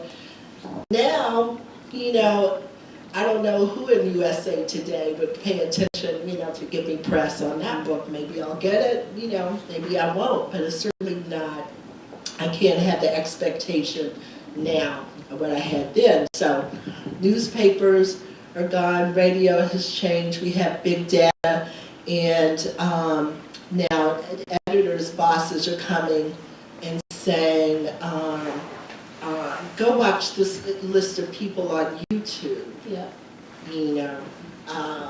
Say that again. Watch these people on YouTube. In fact, one of the biggest agencies, UTA, I think it is, they specialize in the YouTube stars. Those are people that nobody's heard of in this room, but a gazillion people know them. So is that how Lily Singh got a book deal? Yeah, Lily Singh got a book deal. They had me trying to make a book out of, anybody know who Glozell is? I'm sorry. See, they know. I had no idea. I only know Lily Singh because somebody with Molly watches on YouTube. So I had seen her, like some silly girl. She's got a book. Listen, the data thing is so huge that my last year at Simon & Schuster was 2014. Between 2012 and 2014, our company was spending big money to send mid-level managers. I was at a VP with other VP being sent to NYU Publishing School to learn about big data. They gave everybody in the company a little silly T-shirt that said "Never met a data I didn't like" or something. I said, "What is this, Big Brother? You know what I mean? This is like the new religion," and it is the new religion of publishing. Even cover copy. You have to pay attention to the words. They want you to be sure to put those algorithms in. The next generation leadership in media know more about this than I do. I had to go down to NYU. I mean, the reality is publishers want you to market yourself. Like I have a crew of folks who I'm very close to, some of whom have published books and some who are trying. And there's a whole section of at least my book proposal, depending on what type of book you want to sell. My book is a collection of essays, so it's very voice-driven in many respects. There was a whole section where you just had to sell yourself. Like, I get this many impressions a month, I have this many followers, etc. Things that in actuality really don't matter, because all of those people are not loyal consumers of your product, you know, but they see a large follower count, 20,000, 30,000, 40,000, however many, and will jump on your book. And publishing is desperate. We always have been, because it's hard to, no, seriously, it's hard to sell books in this country. Okay, Denmark as a group, you know, read and buy way more books than Americans. I mean, that's the sad fact of our lives. So, unless you were already famous, we've always wanted you to do the heavy lifting of promoting your book. Oh, yeah. You know what I mean? Mm-hmm. But it's just changed, you know, and some aspects of the old system, sending people out to do signings at bookstores, you know, 10-city tour. Go do a bookstore, you go do a radio show. If you're lucky, you go do a TV show while you're there. You know, you make some other appearances. Well, when you started to add up airfare, hotel, I've seen Bennett, Barnes & Noble, wherever the chains that are done and gone, famous people, and it'd be 10 people in a room at a signing, so it wasn't always cost effective. Very few people turn out people like T.D. Jakes, where, you know, people are around the corner, or Zay.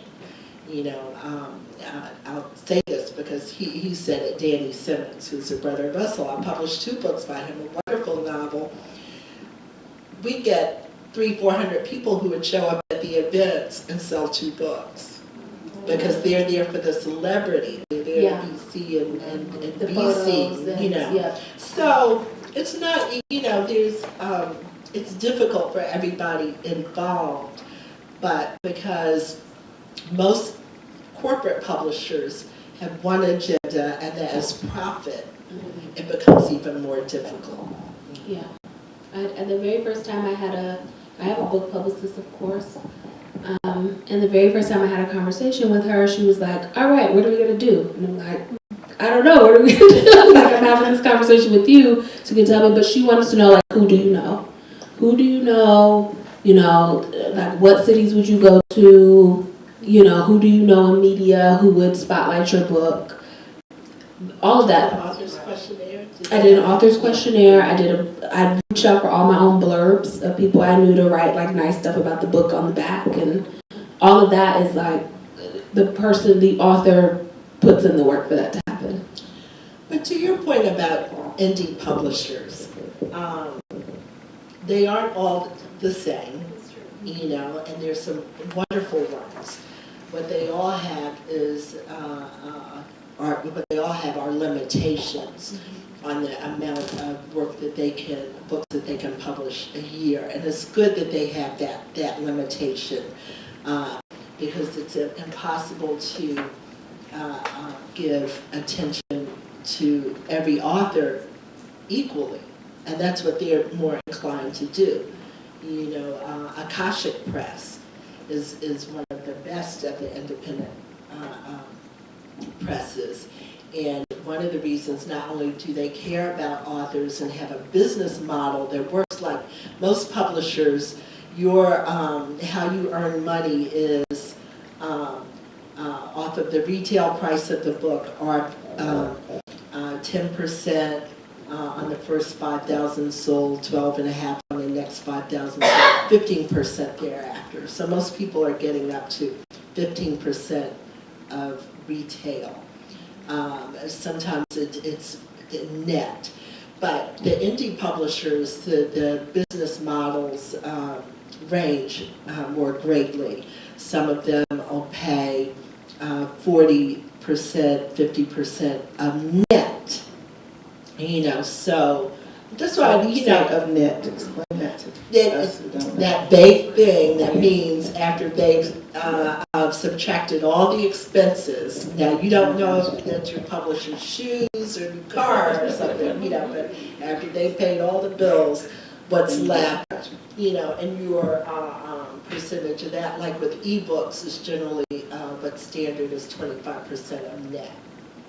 Now, ebooks don't have a lot of expenses. That's the beauty of it. You know, the book's already written. There's, you know, nothing to go to press. So,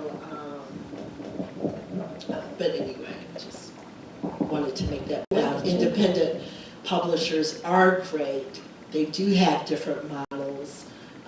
If you can fit into their program,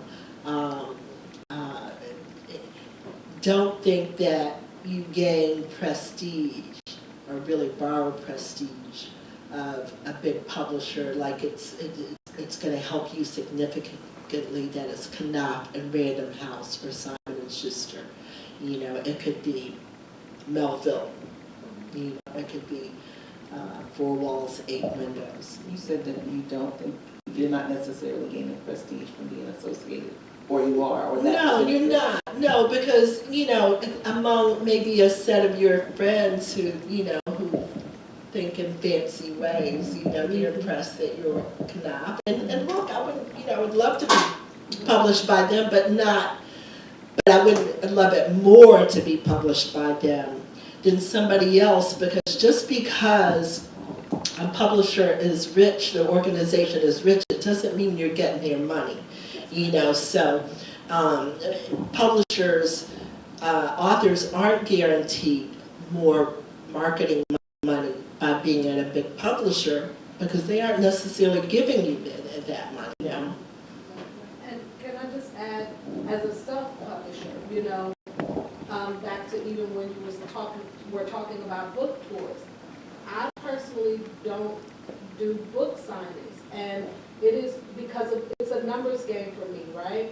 I have learned, because I'm also in academia, to market my books to programs at colleges. Because rather than sell my book one at a time, I want to sell you 100 at a time. So I would rather deal with the director of TRIO. I want to deal with the student services person over the SGA, because I want to be able to sell you 100 books at a time. I don't have the time in the day to sell, you know, like you said, someone famous who's there, people want to take a selfie, but only 2 people purchase a book. Right. And they spend several hours there.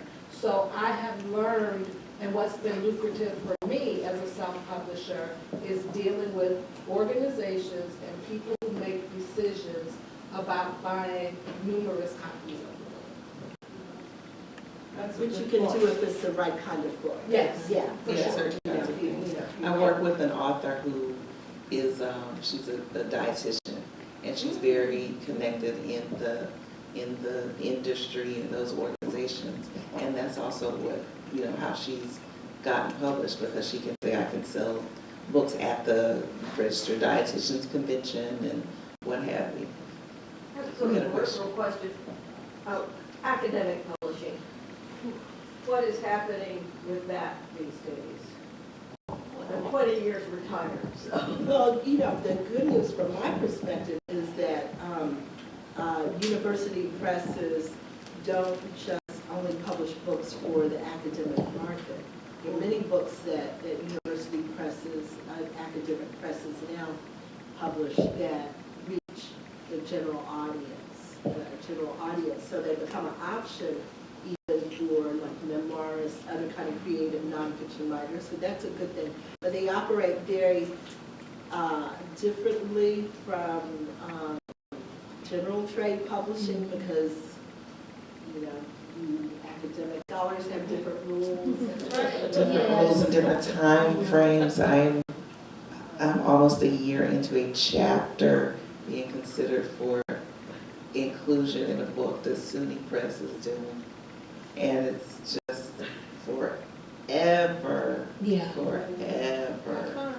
I would say on the other side of that, so as a part of my day job, which is hilarious that I write books as a side hustle, but it's reality. But in my day job is that I run our reading program, which is sponsored by Bowles Books, this independent bookstore in Portland, who like sponsor a newsletter. So we run a whole reading program with the book club and all of this stuff.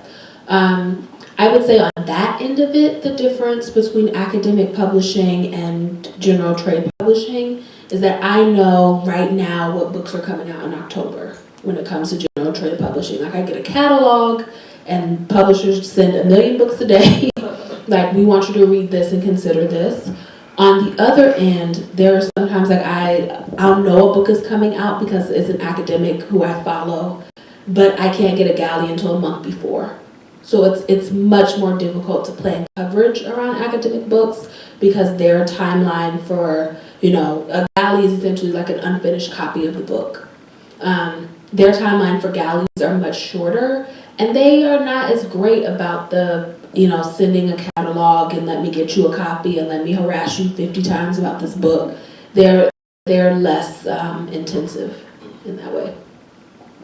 So let's round up, and if anybody else has any questions, we can throw those out. But I wanted to give each person on the panel the last, if there's one message that you want to get out to people about books and publishing and writing and this whole process, what is the most important thing that you think people need to know about this work for this industry? I'd love to say, Go ahead. and I did, okay, particularly to the students, our young people, attend more seminars and events just like this one. There's a wealth of knowledge, things that we think you should know that you just don't know, and it's okay. It doesn't make you a bad person.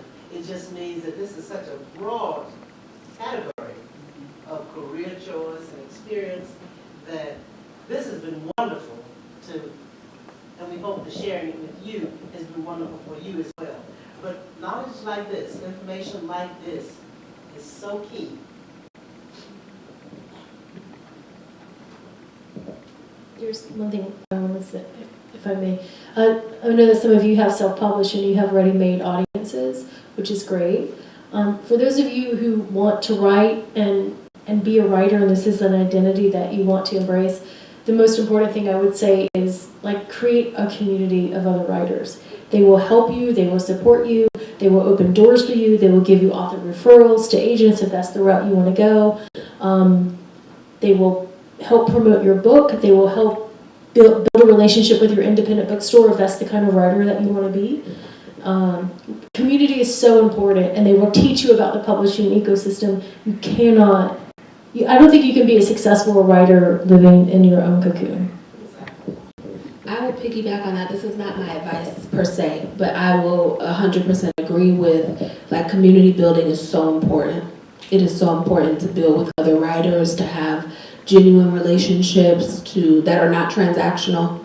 I know when somebody's reaching out to me, I haven't talked to you in 25 years, but you reach out to me to make a request. Typically, if I know the person, I'll say yes, but still, you want to have reciprocal relationships. I'm thinking specifically of a writer who I've worked with. We published her very first piece. I've been her editor for 3 years. And when my agent was looking for writers, I wanted to open myself up for submissions. She was the very first person I recommended, and now she and I share a literary agent. So when you have an opportunity to community build, it's really, really important because you don't know anything about publishing until you're in it sometimes, and that's when you can get blindsided really quickly. But my actual piece of advice here, beyond that, my actual piece of advice is I think that we kind of live in an age as young people. I'm 30 now, so I don't consider myself very young. But as a youngish person, that we think social media is the end-all be-all. Social media is important, and it's not as important as doing the work. If your writing is not good, if you can't separate and make yourself distinctive in terms of your work, editors will know. I edit all day, every day. I always know when somebody is killing it on social media, and then I get a draft, and I'm oh no, what is happening? the most important thing is to work on your craft and to find people in the same vein who can help you sharpen yourself as a writer or whatever it is you want to do. If you want to do video editing, whatever it is, that you have a community of people who can help you sharpen it and that you really focus in on the craft itself. My concern and what I urge is increasing the ranks of readers, because it doesn't matter how brilliant the book is if people are not reading. You know, so form reading clubs, share books, support your local libraries, consider opening businesses that sell books. You know, retail has changed. We know that, you know, all across the board. But literature and art are products that still, I think, not only benefit from need person-to-person human interaction. And all that to say, open businesses that sell books. It doesn't have to be a bookstore anymore for you to sell other things. You go in stores, they sell everything, you know, towels over here and a cup of coffee over here, you know. But consider that as a part of your business you know, to sell books, because we desperately, you know, there might be less than 100 Black-owned bookstores left in the country, but I know where you can confirm and find out. There's a website called aalbc.com. Some of you might know it. It's an African-American owned bookseller. Do you sell your books through aalbc.com? Reach out to Troy Johnson, troy@aalbc.com. You can buy books there. You can find out about African-American writers and writers of color. You can find Black-owned bookstores state to state, because he keeps track of them. That's why I know something about that number. But we reached bottom a few years ago. There was such a few number, like maybe 50. You know, we've got to change that. Because again, you know, it's like food deserts. You know, the book deserts are even bigger and broader. Consider working in publishing. As I said last night, there are all kinds of jobs in publishing that need your contribution to those arenas as publicists, as marketing person, as lawyers, in management, in sales, you know, in addition to editorial. So that's my soapbox. And I'm going to take the privilege of offering, I'm going to double privilege. I'm going to take the privilege of offering advice, and I'm going to steal the advice from somebody else. I'm stealing the advice from Timoji, who earlier talked about having an editor and the importance of having somebody, an editor or somebody who can look at your work critically in order, and especially in the era of your self-publishing, you're publishing and you're doing this, or you're publishing with a larger company and not getting the same attention.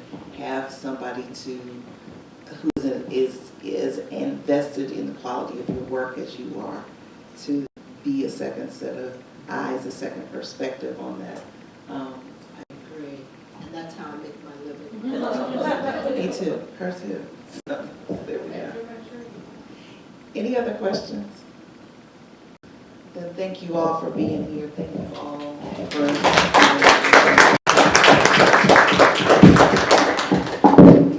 We are. I'm gonna. 15-minute break. 15 minutes. And then we can meet back here to show a few student projects. All right.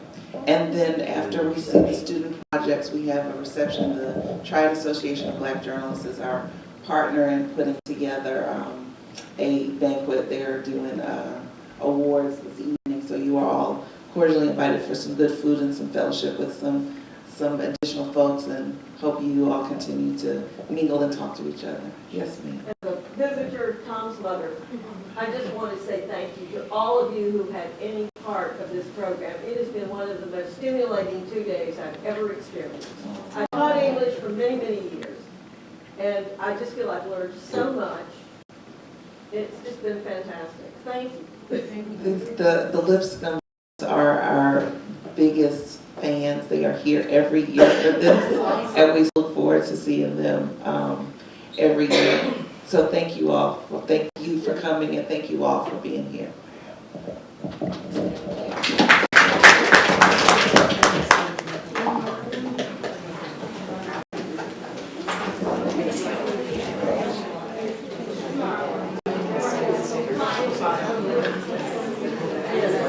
Help me set up these movies.